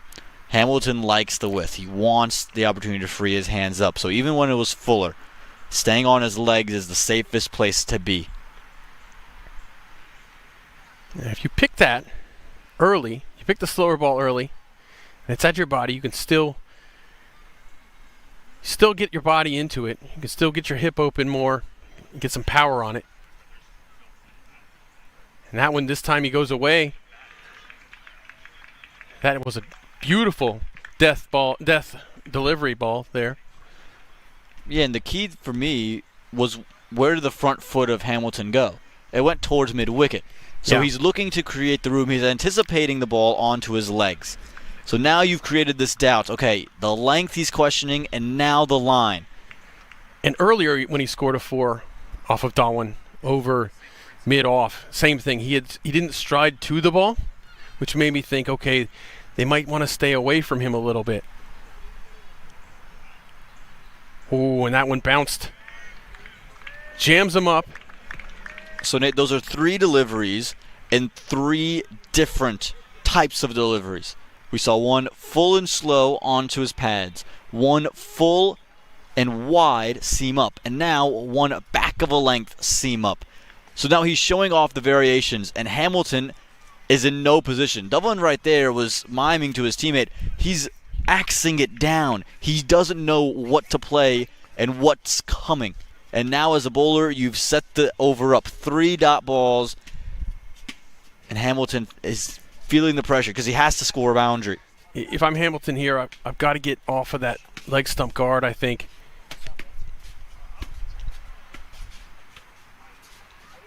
And that's going to be a wide. It's a bit of a gift. You had such a strong start. Can't really afford to do that if you're Rishi Dublin. But again, for Hamilton, where is your adjustment? I think that's what minor league cricket's all about. How can you adjust, and where do you find those adjustments? I think for Hamilton, his adjustment here can just be to get that back foot into a great position, get it to the off stump, and really stay open. And now you've accessed the offside, and you've given yourself the room if he follows you. Yeah, absolutely. Hamilton waits on that one, and he'll get himself to the safe end. Chanderpaul on strike. And so the plans would be a little bit different to Chanderpaul, who's a little bit more complete and is seeing the ball better. No question about it. We've seen Dublin typically try to hide the ball away from left-handers. We'll see if he can continues with that trend. And we'll finally see Chanderpaul here with just a few balls left, just 8 balls left in the innings. Chanderpaul going just over a run of ball on the day. I want to see him just catch on fire right here.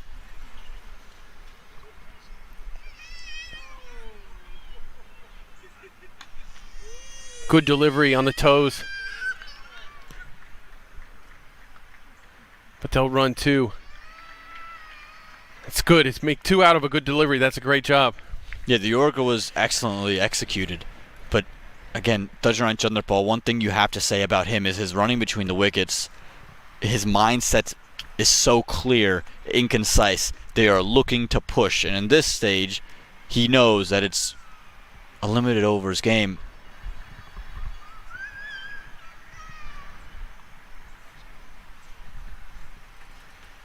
Chanderpaul pulls it to the diving fielder, who manages to scoop this in front of himself to save at least 2. Great job there. And we are heading into the final over with Orlando, 146 for 3.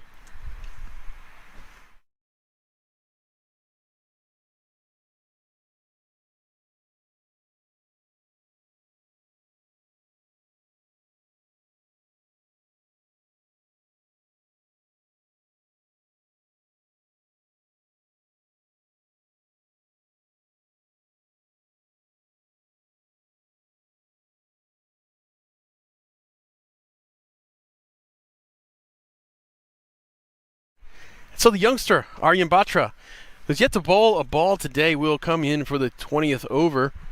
And this is a tough position to be in, having waited around for your chance all innings.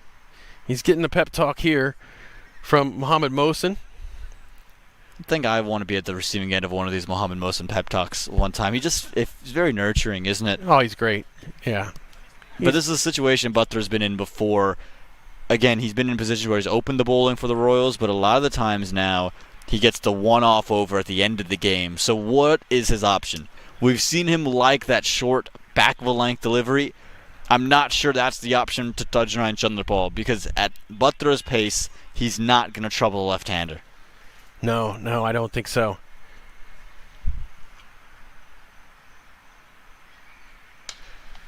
Smashed just over the fielder at long off. What a great shot there by Chanderpaul. 6 runs. Well, if you're going to go full, you've got to hit the Yorker. He's missed it. And Chanderpaul, again, it's kind of that length and the width, rather, that he would be after. And was always going to be tough to bowl this final over, no question. And now a lot of time to sit and rethink the plans for Batra. If you're Chanderpaul, you know he's going to a length here. I wouldn't be surprised to see Chandrapal maneuver his way across this crease or very deep in it, give himself a great opportunity to access the onside.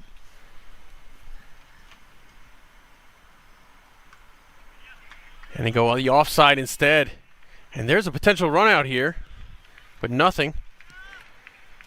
I do think you want Chandrapal facing majority deliveries here. No disrespect to Orrington Hamilton, but the task for Batra to bowl to Hamilton mentally would just be so much easier than to say, hey, bowl to this guy who's opened in Test cricket for the West Indies. Absolutely. And that's a wide. Batra under some pressure here. Orlando at 153 for 3. Heck of a job by Orlando to get to this mark, and they did it because just like the last couple of innings we saw in the last game, starting off in a measured way, saving your wickets for later, and then coming on in the last 5.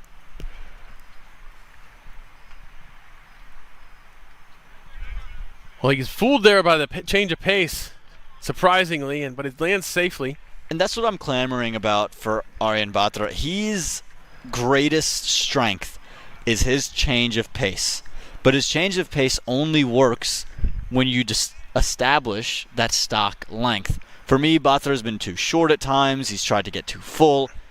I think if he can operate on a good length, then he can slip in these change of pace with the fingers and the cutters. That's when he's at his best and when he's going to be at his most successful. I don't think there's any question. And now he's got the matchup he wants. He's got 3 deliveries that he can bowl to Orrington Hamilton now. And Hamilton will want to see all 3, but just in a different way. He doesn't want 3 dots. He wants three boundaries. And that one gets all the way through. What a ball. What a ball.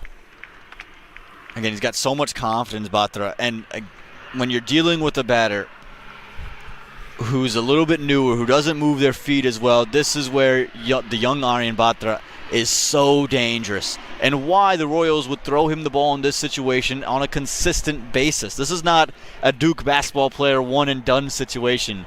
This is what they do time and time again to this young man. Hamilton directly to the fielder, picks him out, and his day is done. It was a nice little cameo, 16 from 14 from Hamilton. But now a new batter will come in. Change of pace.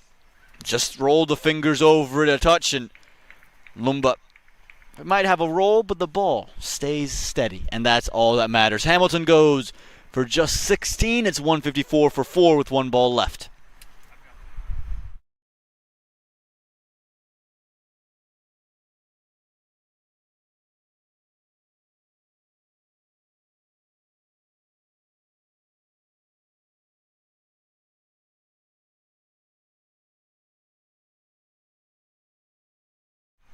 And Manav Patel enters to face the final ball, unless there's a extra of some kind.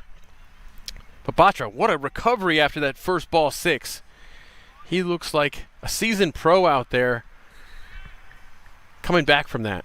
Well, again, he's got so much confidence in this game. He's done so many great things over the course of his young career and been thrust in so many different situations. I think that's another key point to remember. He's opened the bowling for this team. He's closed the bowling for this team. And he's bowled in the middle. Last ball. And that's going to be a wide. So we're going to do it again. Oh, Manav Patel, what are you doing? What are you doing, Manav Patel? He's played the shot. He's missed out on it. But then his captain was halfway down, and Patel didn't even acknowledge, didn't know, think about taking that single. And then at the very end said, oh, I can take 2 steps. There has to be more alert. Yeah. You have to be more alert in that situation. You've been gifted that. There's a chance that Chandrapal is back on strike to face another delivery. Last ball again. And it's a slower ball this time, better. Very good delivery from Batra is going to end the innings. Orlando end a very good innings led by Chandrapal. 64 runs off of his bat. Orlando ended up with 155 for 4. Yeah, really good from this Orlando team to get to this position. I don't think many would have thought that they would have been where they are, but they were led by that man on your screen, Thaj Narayan Chandrapal. And Aman, I gotta say, we've seen him play a lot here. I think this was his best innings yet at Church Street Park. You see, he partnered for a bit with Christopher Van Tol, who always looks like he's gonna go big, but always seems to fall just shy. Romario King was a danger man for a bit. Hamilton and Hardik Desai, man, they got Hardik Desai out at just the right time. Mohamed Mosa's final ball, but he was going hot. And then with the ball in hand for the Baltimore Royals, no wickets for Sarbjeet Ludda. That's a huge concern. 2 for Mohamed Mohsin, just the 1 for Ludda rather, and then 1 for the young Aryan Batra. So not the dominant day with the ball. They'll feel comfortable chasing 156, but you never know. Join us when we return, because it'll be the Baltimore Royals looking to stay perfect, or can the Galaxy, can they find their first win of the season? We'll find out here in Mooresville, North Carolina.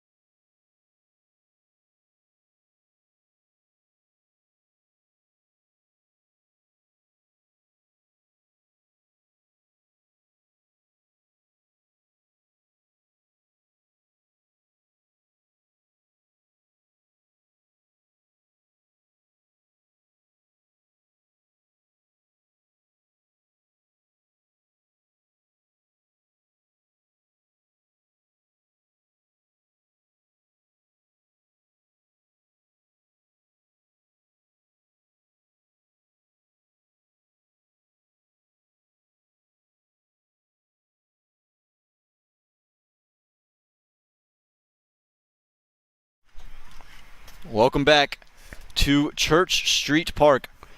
And it is going to be the Baltimore Royals, who are looking to stay perfect this season. They're going to try to chase down a total of 156. Nate, you wouldn't be too concerned about it. No, normally no. This Baltimore team is explosive as they come. Mukhtar Ahmed right there. Speaking of explosive, good timing having him on the screen. But you're right, this is normally kind of the kind of target that Baltimore will feel like they can chase. I have to say, though, anything can happen under the lights at Church Street Park. Well, new man with the ball, Orrington Hamilton, he's done some phenomenal things at Church Street Park. Remember that catch assist he had on the opening day, maybe the catch at the tournament already. He's got the ball in his hand now. It's going to be about wickets early. This is a deep batting group, and if you let Mukhtar Ahmed and Gunarjit Singh bat until overs 10, the game's over. First ball. And first runs courtesy of an extra. Yeah, we haven't seen a ton of Orrington Hamilton because he did suffer an injury a couple weeks back. But in his 36 balls bowled this season, he has an economy of 6.5 and a strike rate of 12. So every 12 balls he's taken a wicket on average. That's 3 wickets for him so far. Still struggling to get it right.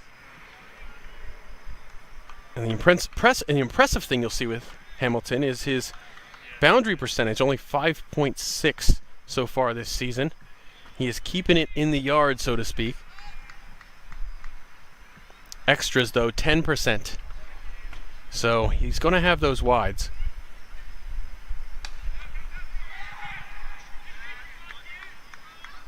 Mukhtar Ahmed, with the bat opening, hasn't had that success I think the Baltimore Royals have been after. Is that fair to say, Nate?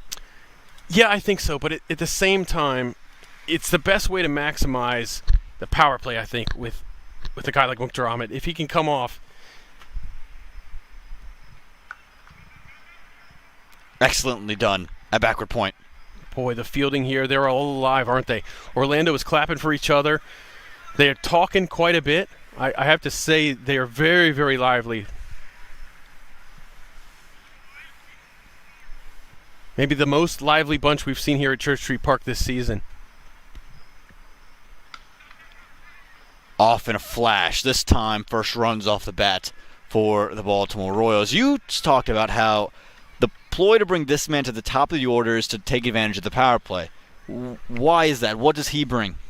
Well, more so, I mean, yeah, he brings a lot. He scores in a hurry. He's always got good intentions, but he's not going to make it easy on you. He's not going to be too predictable. I think the biggest thing here at Church Street Park is if you can get off to a great start in your power play, if you can score big in the power play, it really makes the rest of the game so much easier for you.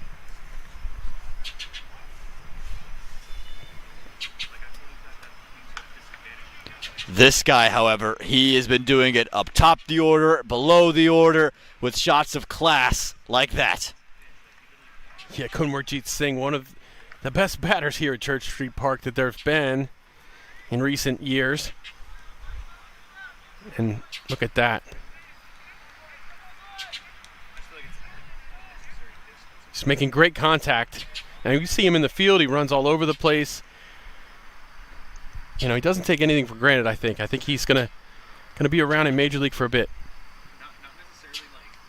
No ball. Incredibly well stopped by Christopher Van Tull. But you've got to bowl that one again, and Gunarjit Singh, he's got a free look at it. Oh, great stop there by Van Tull. You'll see he's a little bit upset about the fact that it's a no ball in a wide. That's tough. Free hit for Gunarjit Singh. Pummeled away. 4 runs, no doubt about it. And you saw the hard pursuit by the fielder there. He wasn't going to catch up to that one. Singh hits it very firmly, doesn't he? He's just got so much time on his hands. He never feels in a rush. And I think he's got a great understanding of his game. Similar regions, similar results. Races on, and the ball wins because it's hit off the bat of this man, Gunwarjeet Singh. Well, that's 3 times he's found the middle of the bat very well. He's raking, so to speak, in baseball terminology. That means he's spraying it everywhere and hitting it hard everywhere. 3 consecutive boundaries for Gunwarjeet Singh. Of 3 legal deliveries. This guy, so special. Close of 1, 16 for none.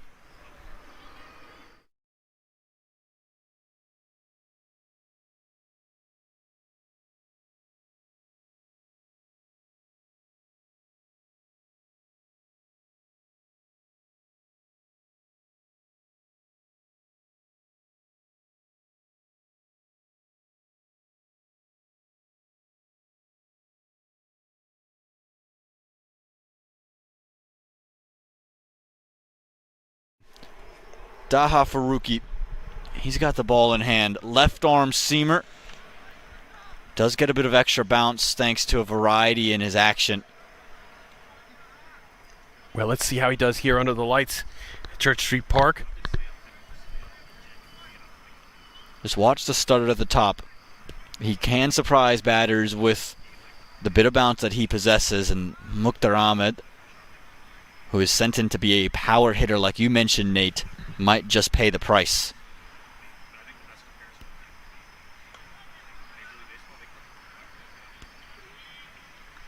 It takes a while for Faruqi to find his run-up at times. You tend to feel that he's losing all of his momentum at the crease. But yeah, you're right. He does do that, and he does kind of come to a stop almost. But he still manages to generate quite a bit of pace anyhow. Yeah. Here's your challenge. Gunwarjeet Singh, who might have just played 3 of the best time shots of the day.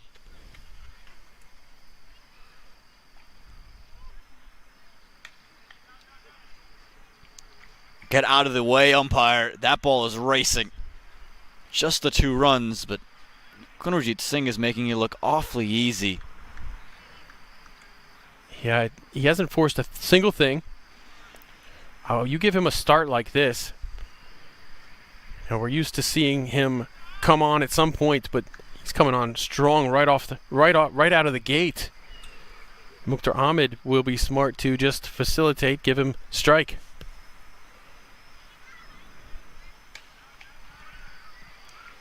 Well stopped. Just prevents that second run from being taken. And Chandrapal has gotten up a bit gimpy there. Just going to want to watch and see about him. Chandrapal's so important to the bowling attack.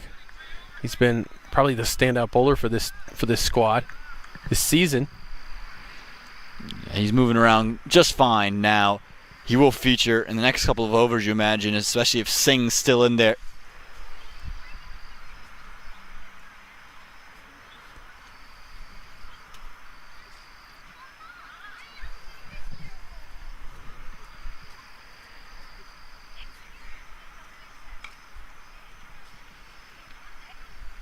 And for the Royals, because of that first over, there's really no rush, is there? You've already moved to 21 without Mukhtar Ahmed doing anything convincing.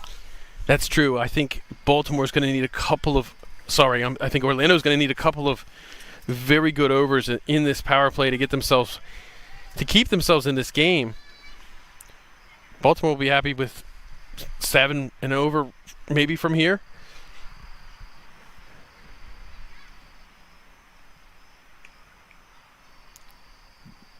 Slower one for Faruqi. Tends to go to it rather early. I think he gets to it a bit too early in his innings. I think he's too good to go away from his strength this early in his day. He's only bowled 4 deliveries, Nate. And I think the pressure's on there with knowing that Gunwarjeet Singh has 15 from 7 already. He's off to a very hot start, and he's the one on strike right now. So I think that factors into Faruqi's decisions. For a moment, I thought I heard a noise, but it ends up being wide. That bit of movement. That's why I think Faruqi can be seam up, because he gets it to shape. Yeah, that was great shape. And even with Kumarjeet moving his feet, that was still too wide. But very good shape on the ball. Again, tremendous shape, but Kundrajit Singh and Mukhtar Ahmed very quick between the stumps. End of 2, it's 23 for none.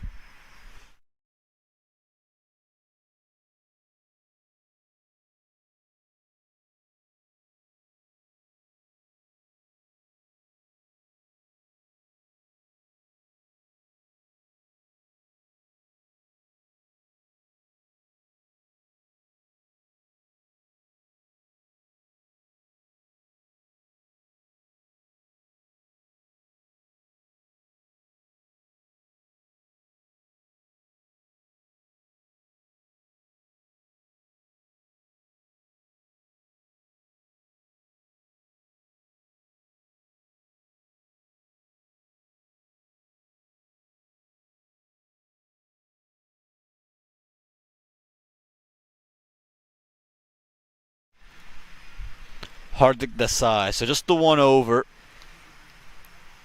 And a change being made. Do you like the change, Nate?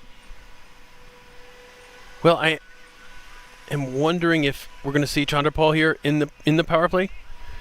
But Hardik Desai, economical in the power play, 8.8. Yeah, and again, he's a little bit trickier of a cat to put away for Kundrajit Singh. He's got a bit of a slingy reaction, so you get that bit of natural movement, but he's got great effort at the end through the crease, and so you saw that ball pop.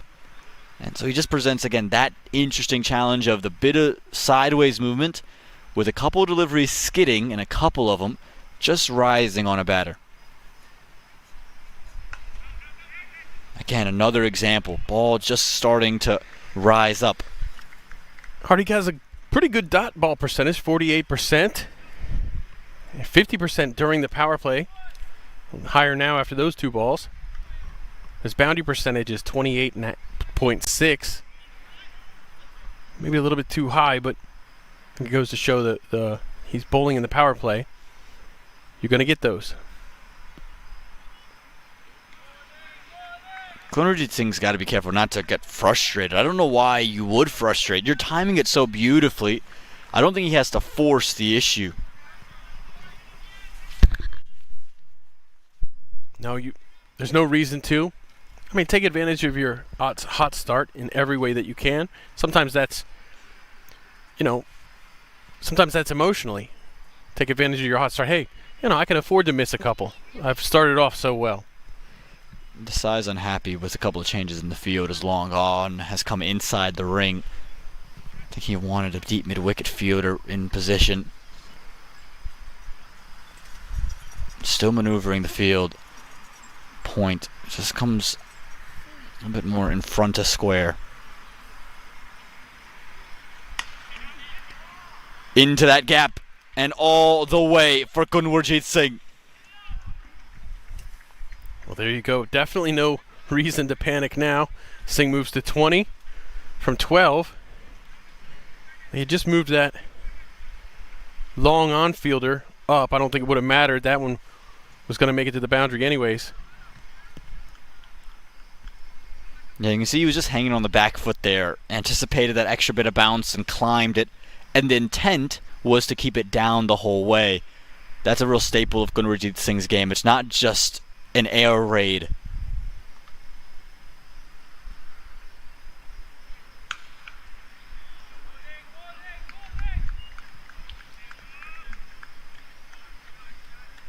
Nate, you mentioned his performance here at Church Street Park is the reason he's in Major League Cricket. The reason he's going to probably stay in Major League Cricket is because as soon as he was given an opportunity, remember, it didn't start in the team, got in and put on some big scores and ended up playing in that team that was in the finals, in that playing 11 and part of the championship combination.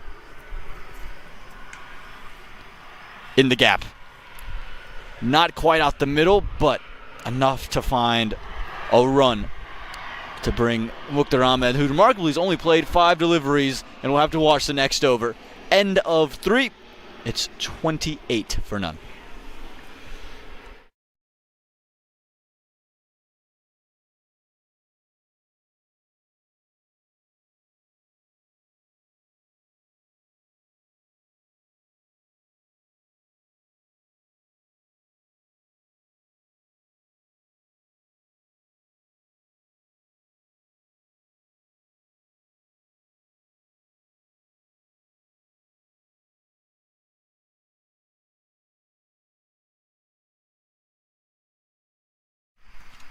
More Taha Farooqi, so he will get the second over. Always a question of how Chanderpaul will rearrange his options. When does he start to bring himself on?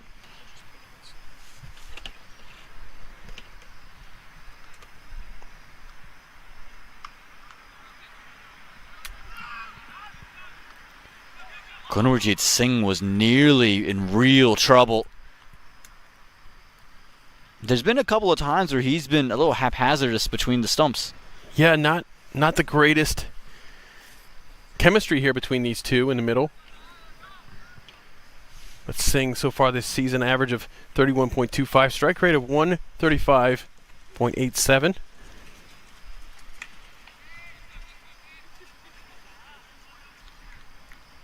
Again, Farooqi, well, you're not going to sit there and say you're blown away by him. I think that he actually has been quite effective. I think he's trusted himself nicely, and he's been in the right areas. And I think the seam-up stuff is his ticket. I think that's the way you're going to disrupt a Gunarjit Singh. Yeah, it's just something he seems to be good at. What a ball. Right there. Right there. Exactly what we're talking about for Taha Farooqi. Gave the little stare there. I think the other one's called Blue Ice.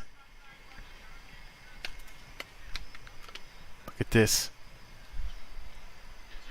Whoa, great late movement. That is excellent shape.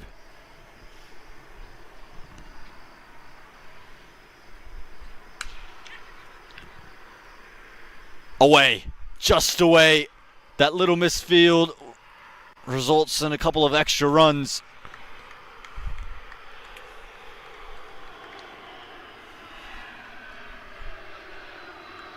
We're just seeing slowing down a little bit now, just 23 from 18. He was going at 2 a ball before. See Farooqi here. Excellent over so far from this guy.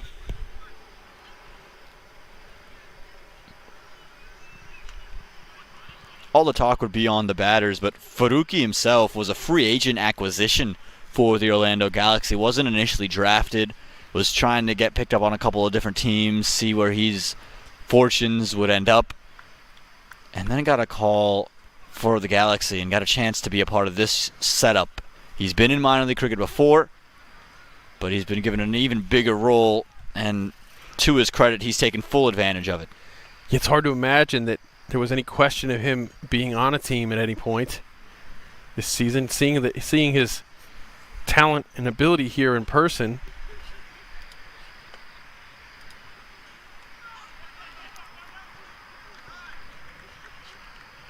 And again, for as good of a start Baltimore's gone off to, they haven't done it against Farooqi. He just went for 4 in over number 4. It's 32 without loss.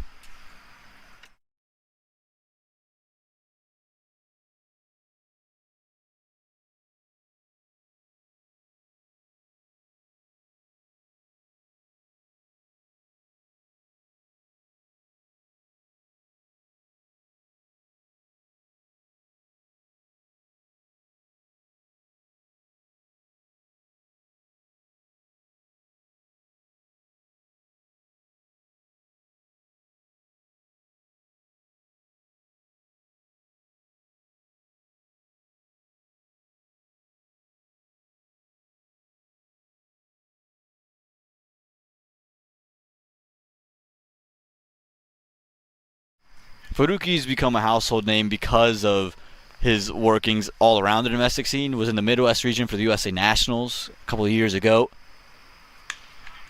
Hello, Mukhtar Ahmed. Just climbing. won't get a boundary, and so they'll have to scamper back for a 2. Gunarjit Singh was ready to just watch it. But again, there's just a couple of spots that just run a bit slowly. Yeah, he got a hold of that one pretty good. He'll keep the strike here. And remember, this was a dual change at the opening positions for the Royals. They brought both of these two to up the scoring rate around it. Swing straight, Mukhtar. Play straight. There it is. But remember, it was Agni Chopra and Sharad Lumba who was opening the batting before. And you can always go with Jaskaran, too, who has a lot of experience opening the batting. So you have options all up and down this team. Last year, even Obus had opened for them.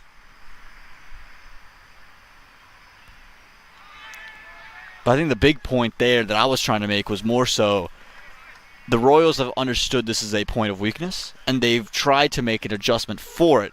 But Mukhtar Ahmed, I don't know if I could say he's been comfortable since being sent up the top of the order. Yes, he's had a couple of lusty blows, but it just doesn't feel natural right now to him. Yeah, I would agree with you. Doesn't look like his natural batting position. But we'll see how he comes around. I think he might just be a bit too handsy at the moment. And again, he's just someone who's played up the top of the order for Pakistan in the Pakistan domestic system. And I just feel he's gotten a taste of Major League Cricket. And what does his role in Major League Cricket stand and deliver at the end of an innings? And it's just a touch different at the top of the order.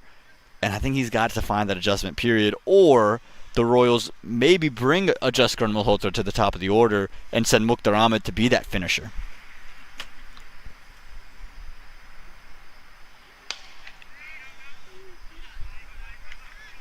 Yeah, I think they have a lot of options. I don't know if there's too much of a hurry to shake things up too much. Agree. I do have to say that hardly ever. It doesn't seem like by the time they get to Jaskaran in the batting order, it doesn't seem like he has very much to do. Yeah. So Jaskaran might welcome the opportunity to get more balls to face.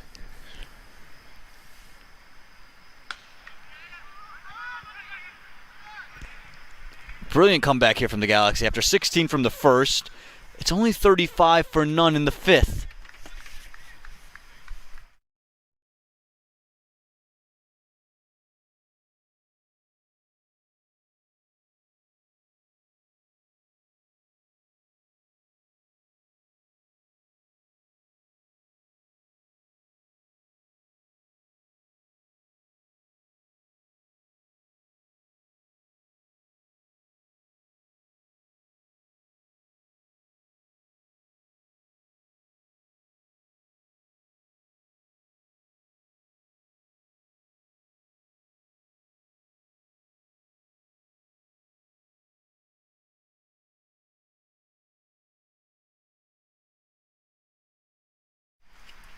Faruqi stays on.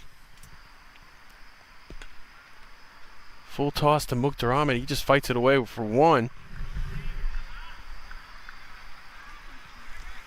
Yeah, again, this will be the real trick. We talked about it in the interval here.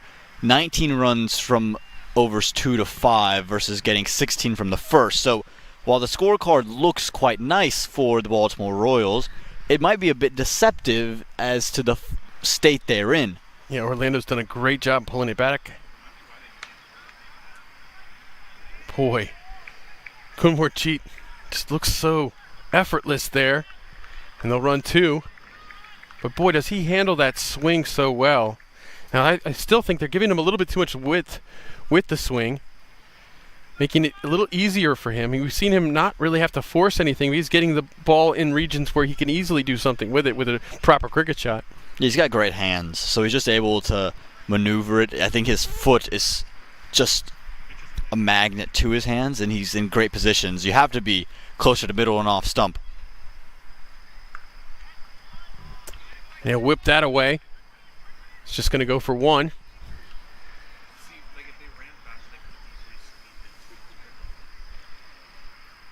Yeah, they didn't have any idea for an extra one there the entire time. That was just going to be one in their minds. But with all that said, Nate, about Gunarjit Singh and his brilliance, you also have to sit there and say for the Galaxy, they're just bowling to their field. They haven't given up anything major in about a couple of overs. And if you can restrict Baltimore, we've seen manufactured or maybe artificial pressure in the minds of Baltimore's batters. Mukhtar Ahmed in particular, even Gunarjit Singh has run down the track a bit early. So it's not like they're not going to give you chances. Yeah, that's true. They have a lot of bowling options. Played off the legs there. They're going to get 2 off of this. Just went right into no man's land. It's very well placed. So walk us through these bowling options available, Nate. Well, they have Chandra Paul and Manav Patel in the team. Preston Clark's another great option for them. Preston Clark, yeah. Obviously, we've seen Hamilton, we've seen Hardik Desai, Faruqi. And he's bowled. What a ball by Faruqi. Perfect delivery. You go full, you go straight, and it's you miss, I hit. That's the simplest equation in the entire cricketing world. No one's ever fact-checked that. And try and fact-check this. Mukhtar Ahmed tries to go downtown. You miss, I hit. And get pumped up, Daha. You deserve it. He's bowled brilliantly, and the first wicket falls. It's 41 for 1 with 1 ball left in this power play.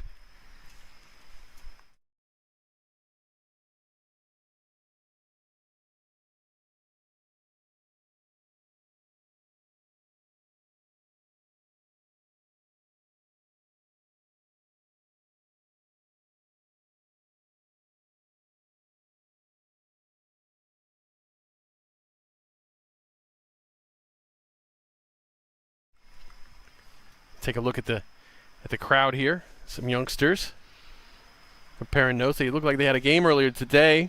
They're all wearing the same team shirt.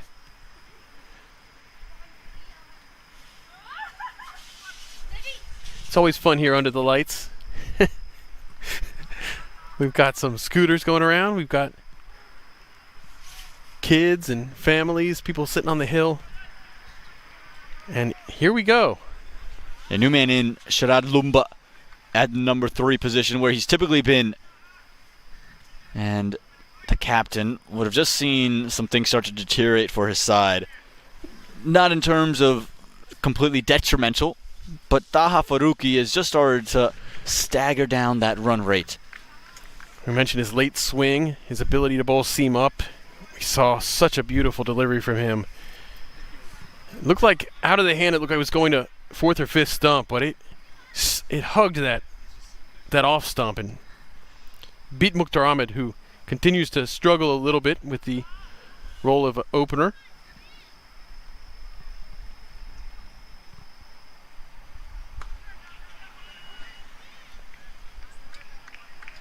And Lumba will start.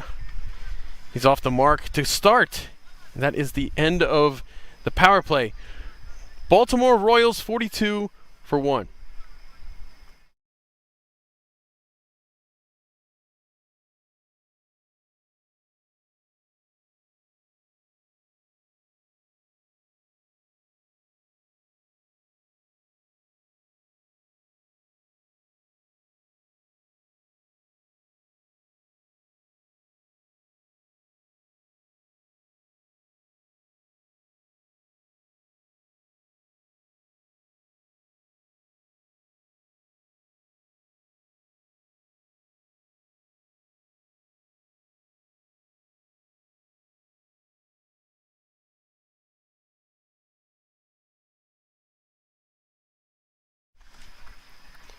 There's Mukhtar Ahmed, Nate, just watching on. He'll be a bit disappointed with what he's done with the bat.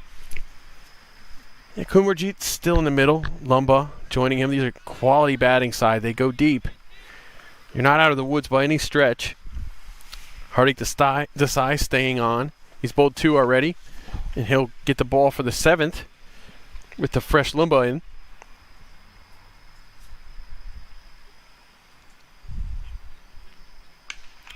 Lumba pulls it. Good chase along the boundary, but he spills it back. I'll get 2 off of that one.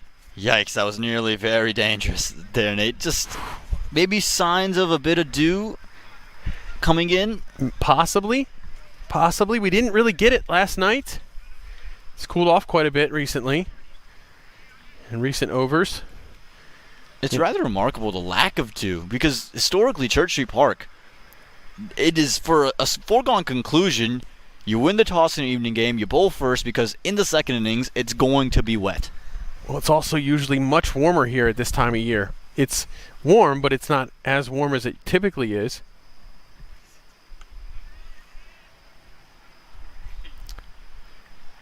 And part of it is the timing of the season this year. September, you're not going to get as much dew unless it's very hot.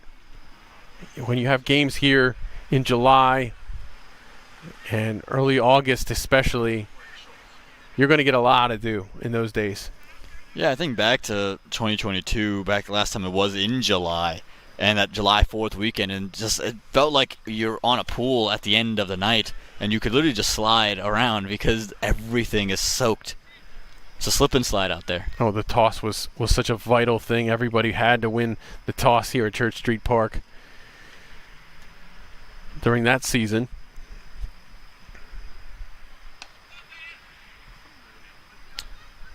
And Aman, even though we do talk about the dew factor here and how important it is to win the toss in the evening game, and you want to bat second, because if the dew can help you, then it's never a foregone conclusion that you're going to win in the chase. Here at Church Street Park, all the games end up being close under the lights typically. And let's hope we have another close one here. It looks like we might. It's never a sure thing. You don't win the toss and win here at Church Street Park.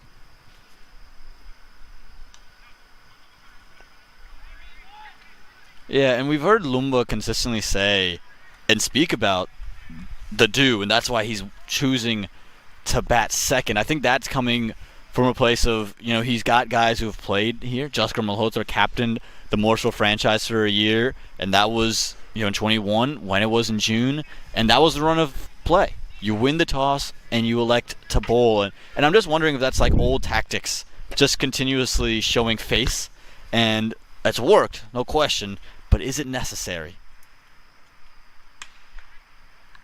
This one pulled into the gap over the field. It's going to run away. Stopped. Oh, what a great effort there. Just stopped.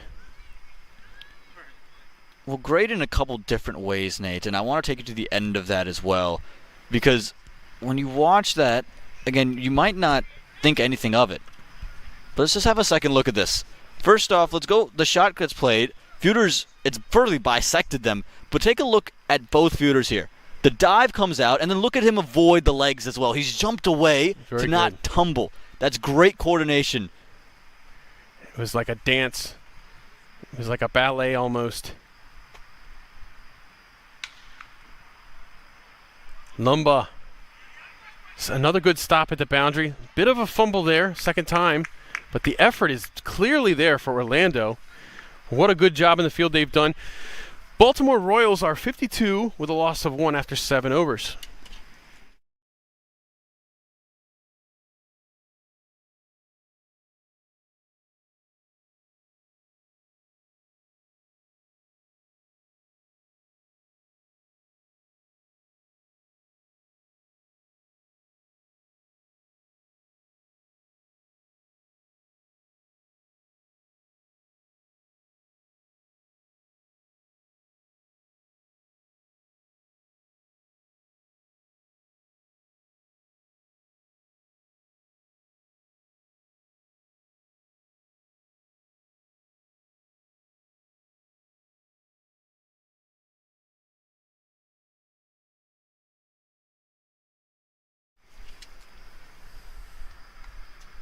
See Todd getting the ball.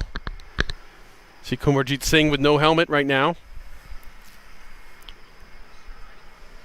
Yeah, when spinners get on, you tend to see Kumarjit Singh take the helmet off very quickly. Surprised not to see Tajrine Chanderpaul be the first spinning option out there, though, Nate. I have to say I'm a little bit shocked to have not seen him in the attack yet. But that said, Orlando's done such a good job up until now. In my opinion, they're in the field. They're hustling very well. If they make any mistakes, it's certainly not out of lack of hustle.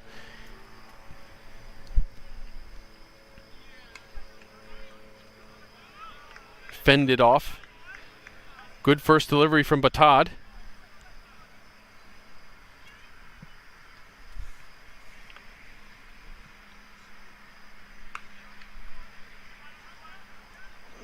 Right to the fielder. He spills it.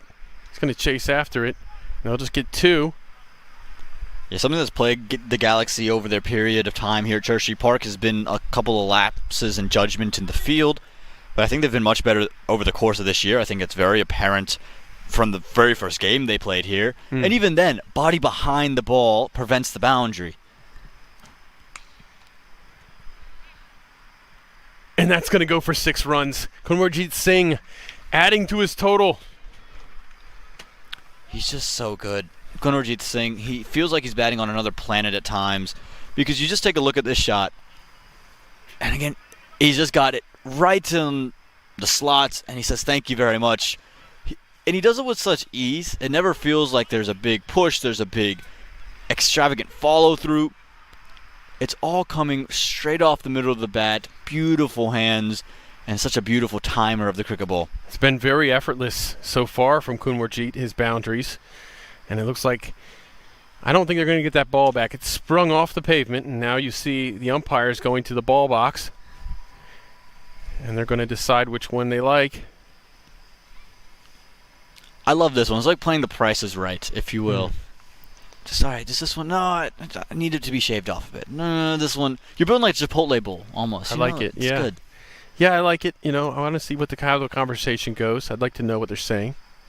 We got to mic them up at some point. Can we get that done? It's probably, it's probably not very conspiratorial at all.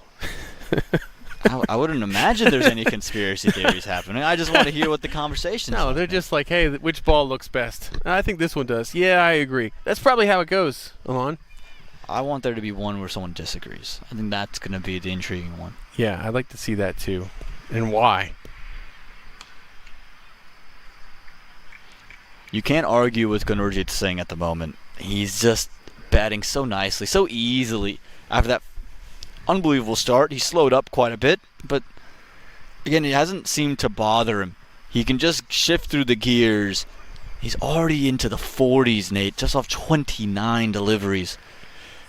Yeah, he is on his way today, looking for his potentially his third minor league half century. Lumba is on strike for 2 balls left in the over from Batad. And he's going to heave it towards the boundary. The fielder can't get there. Great effort, though, but it's going to go for 4 runs. The cry of catch. It was pushed out wide away, trying to hide the ball. But Lumba's got great reach, and he knew that he just had to get it just to the left of that fielder. And excellently timed away for 4. Yeah, Lumba definitely wants to be part of the party today. He is a class cricketer himself. We've got the privilege of seeing a lot of good cricket here at Church Street Park this weekend.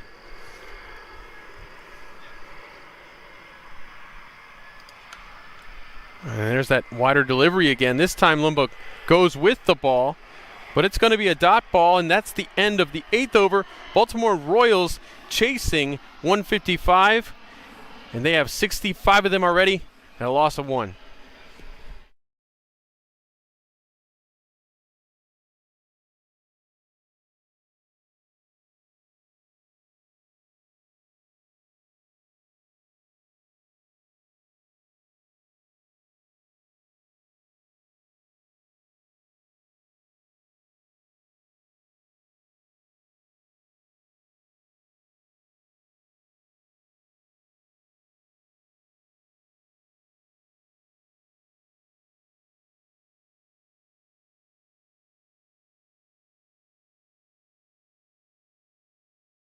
We've been asking the question, Aman, when will we see Chandrapal? He's done so well for this bowling attack this season. And here he is. Comes to the attack in the 9th over.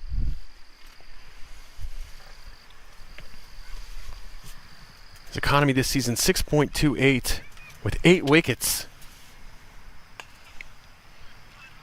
Not a huge turner of the ball, Chandrapal, but he gets someone who gets great drift, and he typically has been darting them in quick, and then he'll throw the odd one up. So I'm just curious to see how he deals with the right-left combination. Remember, to the righties, he's typically try to slide it across and pack the region behind point.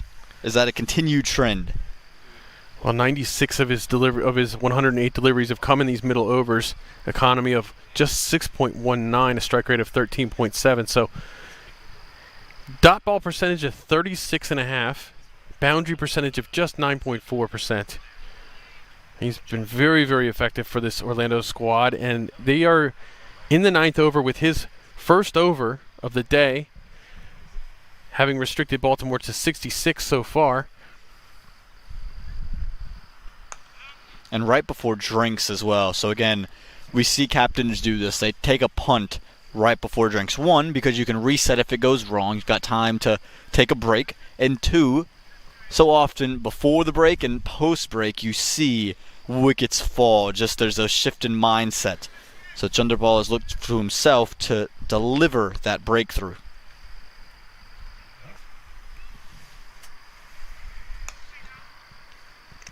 And that's one of those terms, Aman, that means two different things sometimes, or it means two totally different things in different sports, right? Punt, from the cricket side of the world, means take a gamble. You know, if you're a football fan, you might hear the word punt and think, oh, what, they're just conceding, you know? Punt the ball on the other end and cut your losses. In this case, it means, you know, go for something big. Go for the glory. Both of these batters in good flow right now.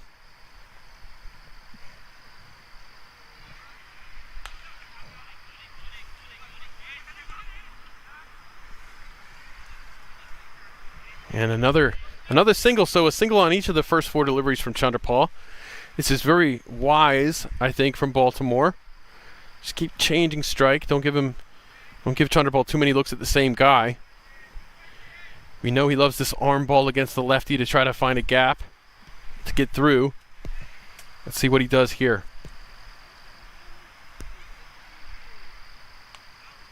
Whew, good length.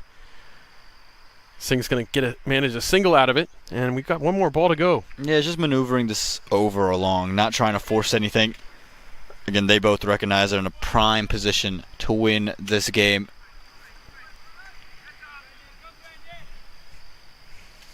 So no reason to force an issue, Nate. It's just bat your way through this innings. You're well on your way. Lumba lays into it. It's going to clear the fielder for 6. What a shot from Lumba. That's where he likes it. Full, it's in the slot, and he's been given the width. So even with that long gone fielder, he'll back himself to clear that man. You can see he just had to lean into it a bit. And a lusty blow. Oh, you got to be careful on that boundary rope. Coming down on it with your foot like that, you could easily roll your ankle. That one was way up there. I think unless your name is Jason Holder and you're standing on a crate, you're not going to stop that one. What a way to end the over. Baltimore, 76 for 1 after 9.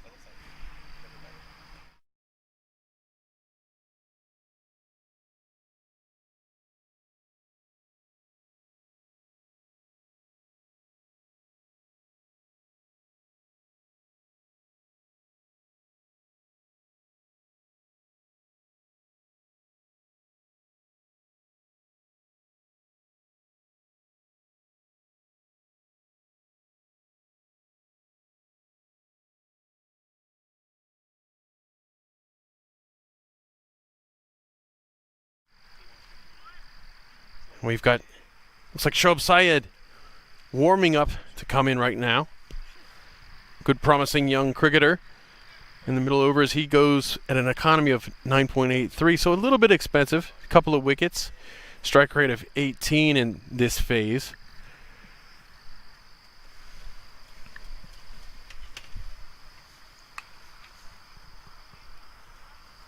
Yeah, he's also one of these bowlers who you really like if you're the Orlando Galaxy. Presents different challenges. He's extremely athletic off his own bowling as well, but he always has this knack of being in the game, and that's something that you can't really teach. It's almost just natural. Yeah, that's right, and also a promising all-rounder. Mm-hmm. Just a good cricketer.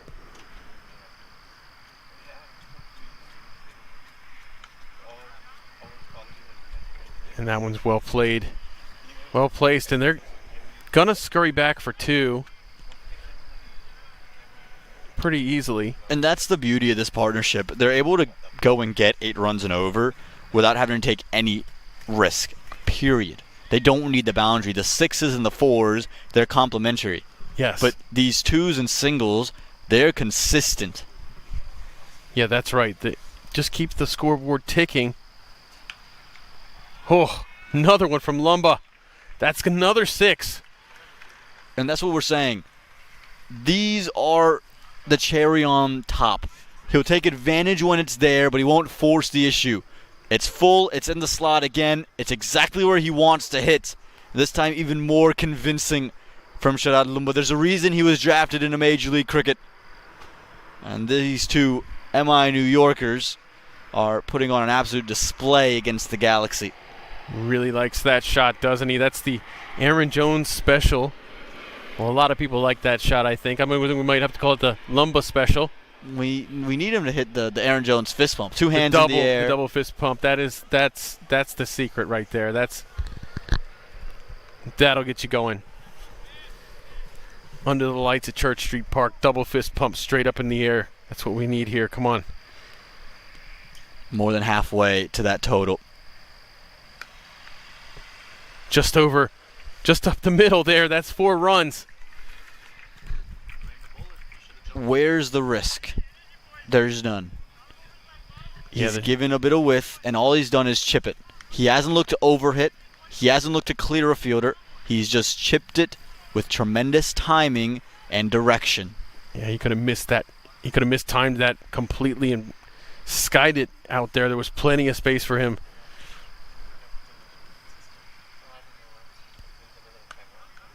This time he goes with the delivery. Good effort there. Good effort in the circle there from the captain to stop it. We're seeing Lumba ready to take the bowler on wherever the bowler goes. See Syed trying to get him to play the prior shot. And this one just... And this is what I'm talking about, Nate. Has that option available to him at all times. And so he's more than willing to access it. He doesn't get carried away. How often have we seen batters hit a 6, hit a 4, and then lose the plot? That's not what Lumba nor Gunarjit Singh do. Close of 10, it's 90 for 1, and the Royals, they're in a commanding position to remain perfect on the season. We'll take a short drinks break with the match officials and the players. Join us when we return. It's the Royals who need 66 from the final 10.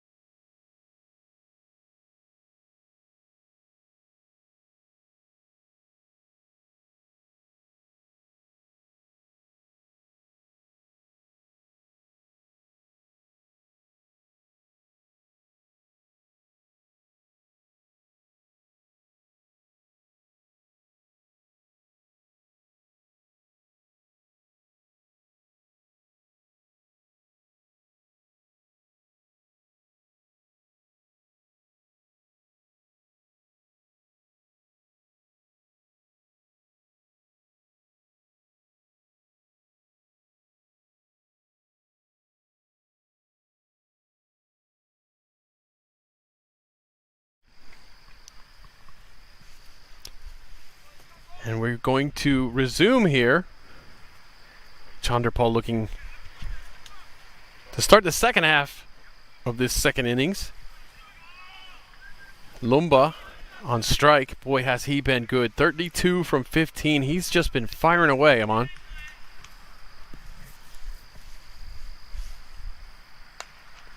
Yeah, no question. But again, to me, the difference between Lumba and Gunarjit Singh and the rest of the batters around is they haven't taken unnecessary or really risk at all. There's a couple of shots where there's fielders around, but it's calculated. Well, there's the quicker one. Chanderpaul just guided. And right there's a shining example. Easily, Lumba could have seen the short ball and gotten overly aggressive and said, oh, I have to take advantage. No. Just guide it for one. I can find a single and a double with such ease, and I'll wait for my delivery to go. They're calculating their way through this innings. And whilst we talk about a Royals team that has a lot of batting depth and can slug the whole way through the innings, they can also do this.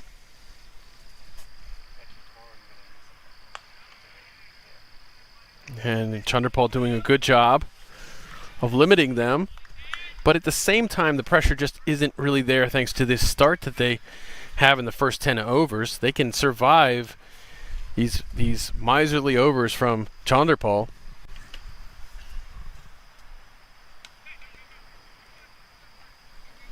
And so now for the Galaxy, it's how do you put pressure and manufacture that pressure? Fielders have got to start entering this circle. I think you've got to bring a fielder in on the offside. Make them lift you over the offside, pack a region, and dare them to continue to find runs there. Bring in cover, bring in point, and just say, all right, clear me over the offside if you want a boundary. Yeah, get creative, for sure. You see Chanderpaul drying the ball. Might be a sign that there maybe is some dew in there.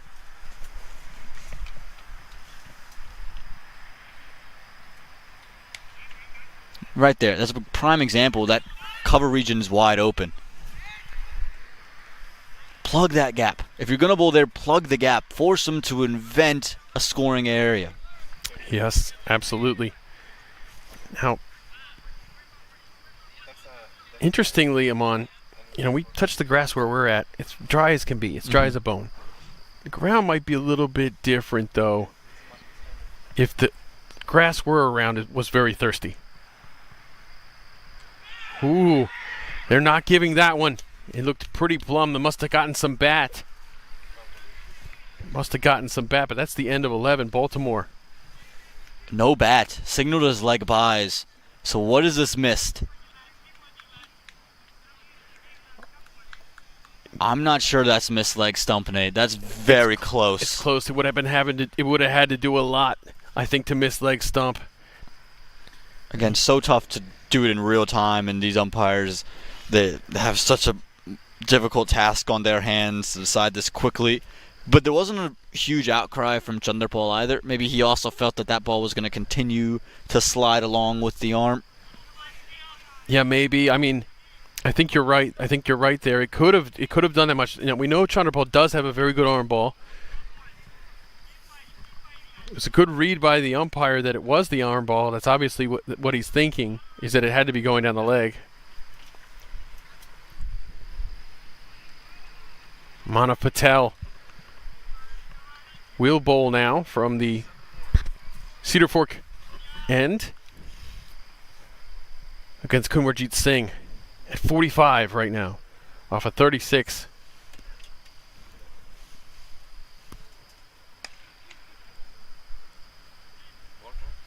Again, really easy, these singles and the doubles that the Royals have gotten. So you've got to manufacture this. Plug gaps.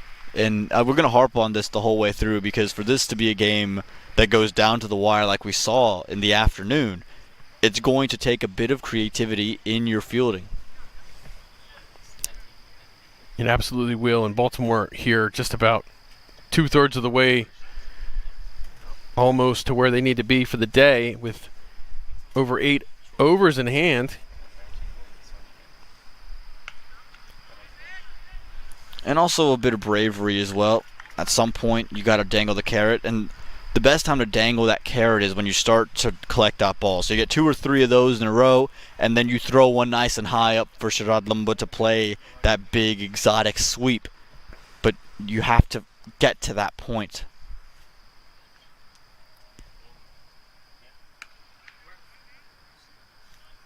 There you go, well played by Lumba. And, you know, like you said, you get those dot balls, a lot of things come into people's minds. They can start questioning what's going to happen next. You start maybe worrying about the scoreboard a little bit. In this case, I don't think they would worry about the scoreboard after a couple of dots, but I mean, you're also having fun out there. You're just getting boundaries, and you might want to keep doing that. And that's going to get a shout, but it didn't look like it was going to be an LBW to me. Hitting or pitching outside of the leg. Yeah, from this arm angle, it's just so tough for a left arm spinner to affect the furniture. And I think it just pitched outside leg, also turned and jumped very high. So I think good decision in the end. But again, that becomes a pressure situation if you have dot balls in the over. You just don't have that to your name.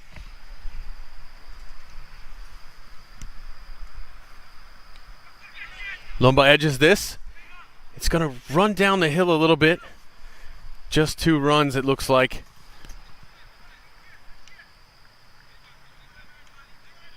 And Lumba's still around. 37 from 21. You have to be impressed with the Galaxy and their growth through the season. You've seen, I think even Chandrapal take a huge step with the bat in today's game. I think in the field they've been far better than in years prior, and even from their first appearance here at Churchill Park, where we praise them for their fielding, I think they've been far better in today's performance. It's positive signs for a young team. Yes, definitely. Absolutely. You know, as I said, I don't think they're a winless team in terms of their talent. But right now, Baltimore Royals need only 56 more runs for their final 8, and they are at 100 with a loss of 1.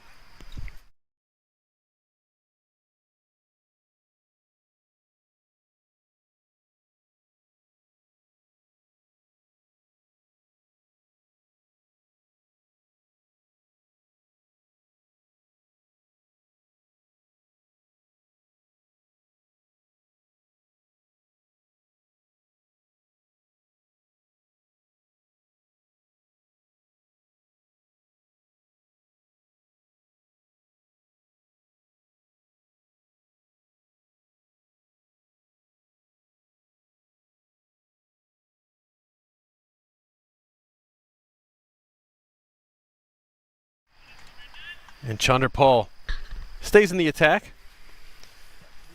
Lumba on strike. And that one squirts through the field. Right on cue, Nate. We've just given them their flowers, and then the commentator's curse enacted. Wow, it's a very difficult position to field in. At point position. You know, you get the benefit in some positions to watch the ball out of the bowler's hand and get an early start on watching the ball. That point position, you don't get that chance to do that. It's always coming quickly. Just kind of out of the blue.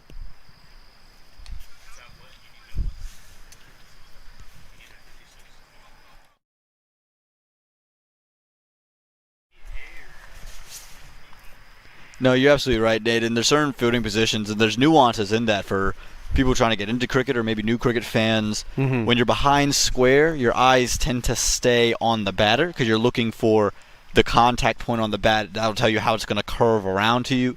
When you're in front of square at long off, you get the opportunity to watch the ball the whole way through. But if you're in the ring, very little time are you looking at the bowler while they're running up. Your eyes are primarily locked on that bat. Yes, and I'll tell you what I think is an underratedly difficult position to play in cricket is the fine leg position. Because the bat is out of your sight until suddenly it makes contact with the ball.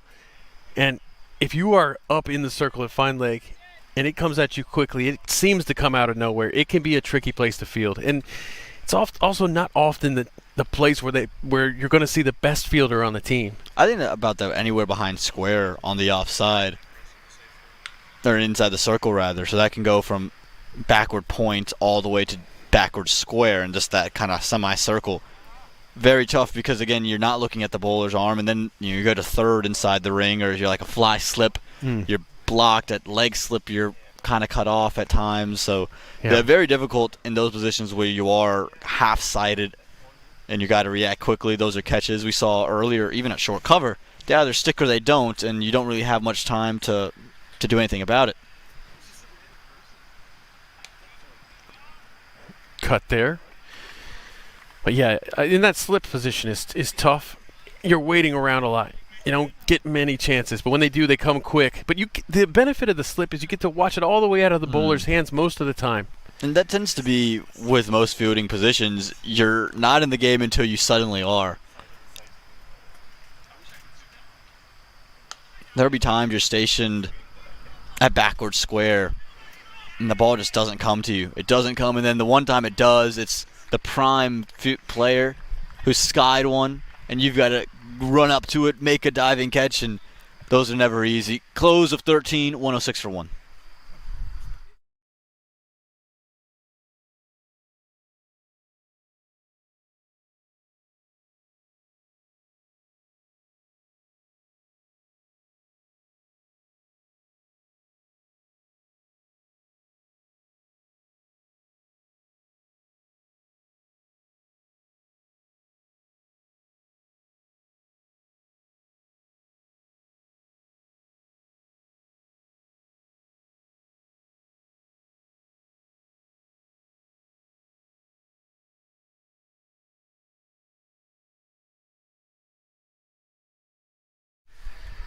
Manav Patel stays on.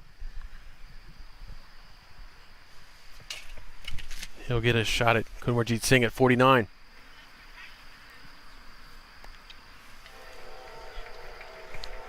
Great moment for Kunwarjit Singh. A third half-century, all of them here at Church Street Park. And that stylish left-hander does what he does best. Scores runs and still won't acknowledge that 50 on the board. Great stuff from Kunwarjit Singh. He says his day's not over yet. I'll tell you what. I think he wants a big one. He's gotten close a couple of times to that elusive 100. I don't think there's enough runs for him to get there today, unless Lumba stops scoring completely.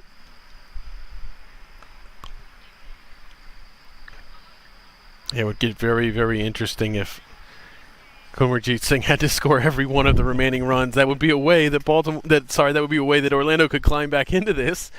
But right now it seems like Baltimore's game to lose. Yeah, from this stage, if Baltimore were to lose, it'd be a cataclysmic collapse. Smashed. Absolutely pummeled. What a shot from Kunwarjit Singh. Yeah, no question. Just that length was never going to trouble him. Too short and then far too easy for this man. Bang. And see you later into the netting that protects the playground. And just violence right there from Kunwarjit Singh. You can't make that kind of mistake with a batter like Kunwarjit Singh with his eyes this in. A much better delivery there. And that brings Lumba on strike, and you don't get any breaks here with Lumba. 43 from 26 on his way to his own half century. It's a story of this Baltimore team. There are no breaks. You're going to have to continuously fight and fight and fight, and when you think you've gone through, you got to fight even more. Over the top. And it's stopped just in time. But that'll be 2 runs anyways. Yeah, exceptional work on the rope to just keep it away. Again, the Royals, they're eyeing in and they're keying in on what would be another terrific win for them, another dominating win. It's going to take a lot more than just effort here for Orlando. If it was effort, that it was all it took, they'd be in much better shape. Single to close, over 14, 118 for 1.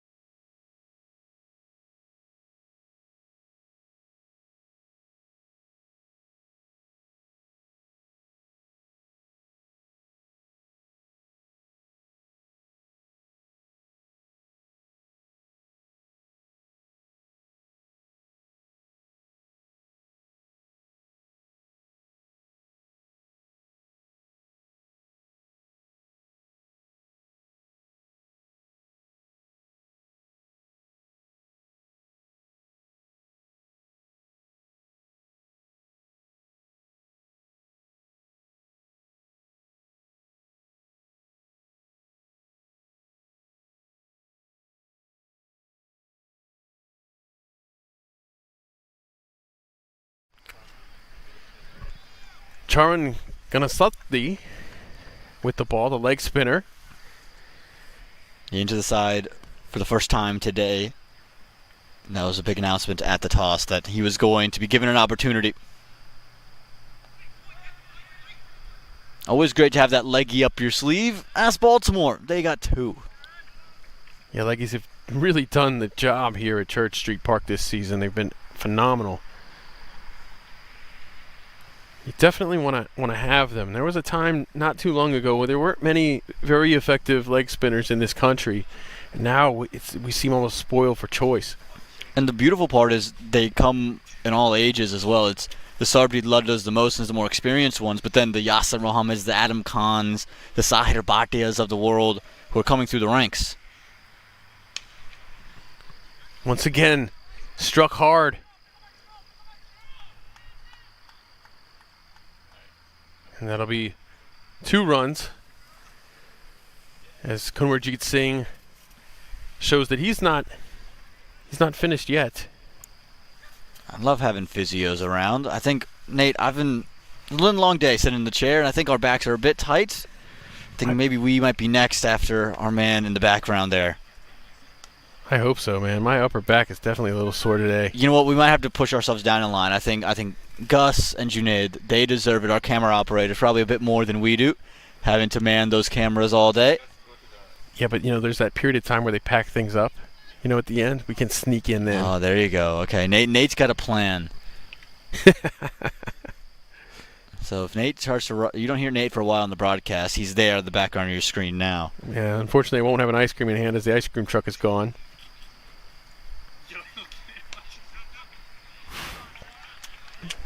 Bumpered back to him. Only 34 needed now. It's been a relaxing day for the Royals, hasn't it? With the bat, they haven't had to do much since the opening over of 16. They've been on cruise control and never let their foot onto the brake. Lumba just 1 shot away here. To wait. That's the worst. We hear so many players talk about it. My favorite story is Usman Khawaja talking about it, with batting with Pat Cummins' return test into the Australian team, Boxing Day as well.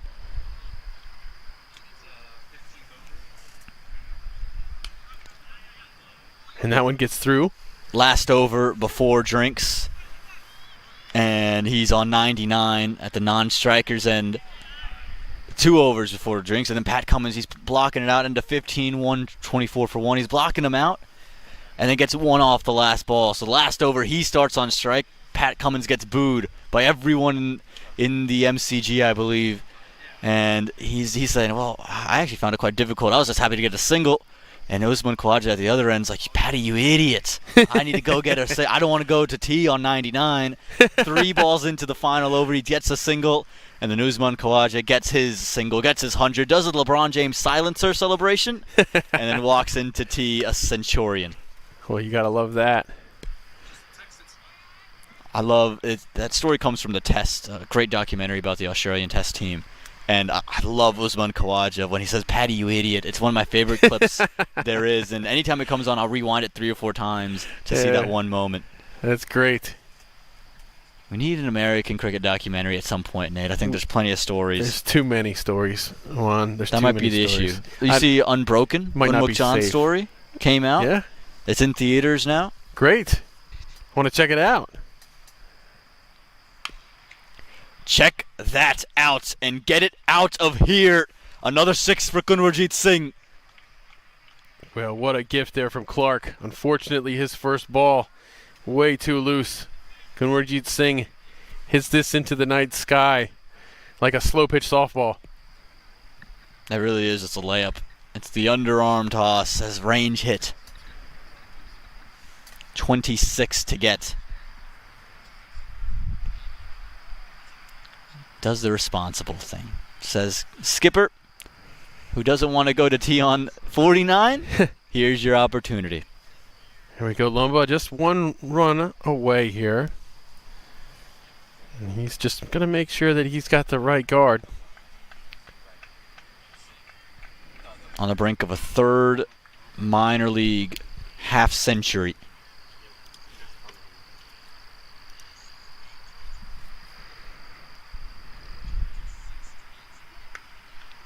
And Captain Sharad Lumba take a bow. A 3rd minor league half century for number 99. And the bat up, he'll get great acknowledgments from the folks around. He has stabilized the innings and carried it to this point to a real no-lose situation. Yeah, what a job from Lumba. 50 from 33. Fielder, no, Animus Field. Insult to injury, 4 runs. Oh, that's hard luck. And as I said, they haven't made any mistakes due to lack of effort. This one, that's a tough spot. You've got yourself handcuffed there. Got that in-between hop. It's very difficult to field. 20 runs left now for the Royals. Sorry, did I say 20? I meant 14 because that's massive from Kunwarjit Singh. Whew. Kunwarjit Singh is just on one right now, just ramping it up. Holy smokes, on a tee right there.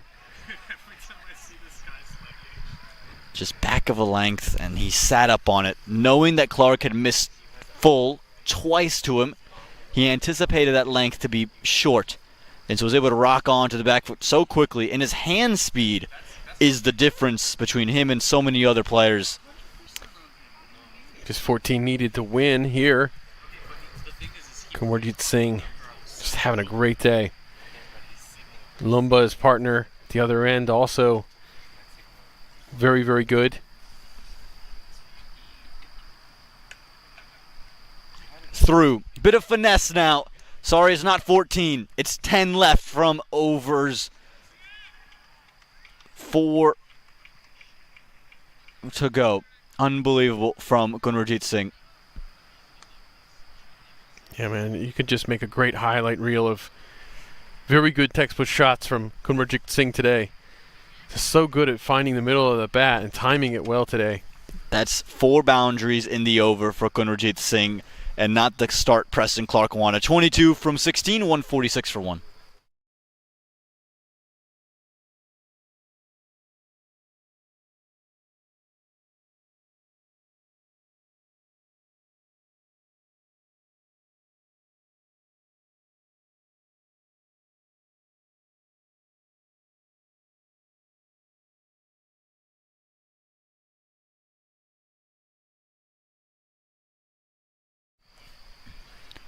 Charan Ganasakti to continue.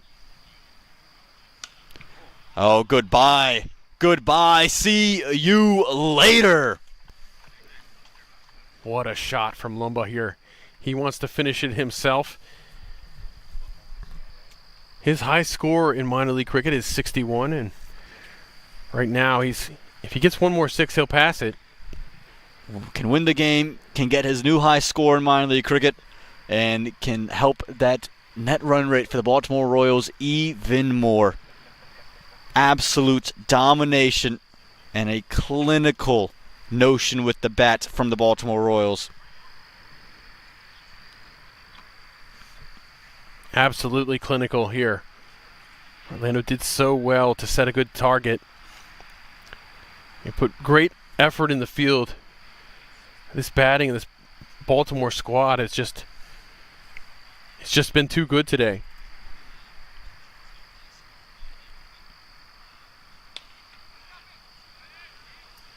Lives to fight another ball, Chudden does. It's so tough to be in this situation as a young bowler.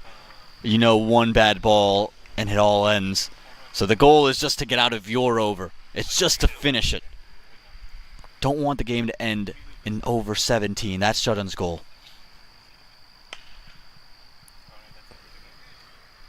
And that is all she wrote. The Baltimore Royals with a commanding victory thanks to Captain Sharad Lumba and opener Gunwarjeet Singh, who carried this team to an astounding and clinical victory.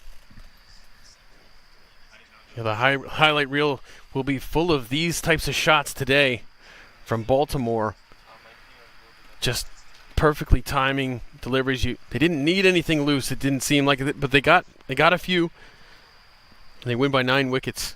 Complete and utter domination for those Baltimore Royals, who stay perfect on the season thanks to batters 2 and 3. 81 off 51. Unbelievable from Gunwarjeet Singh, followed by a ridiculous Sharad Lumba 60 off of 36, and didn't leave much for the bowlers, Nate.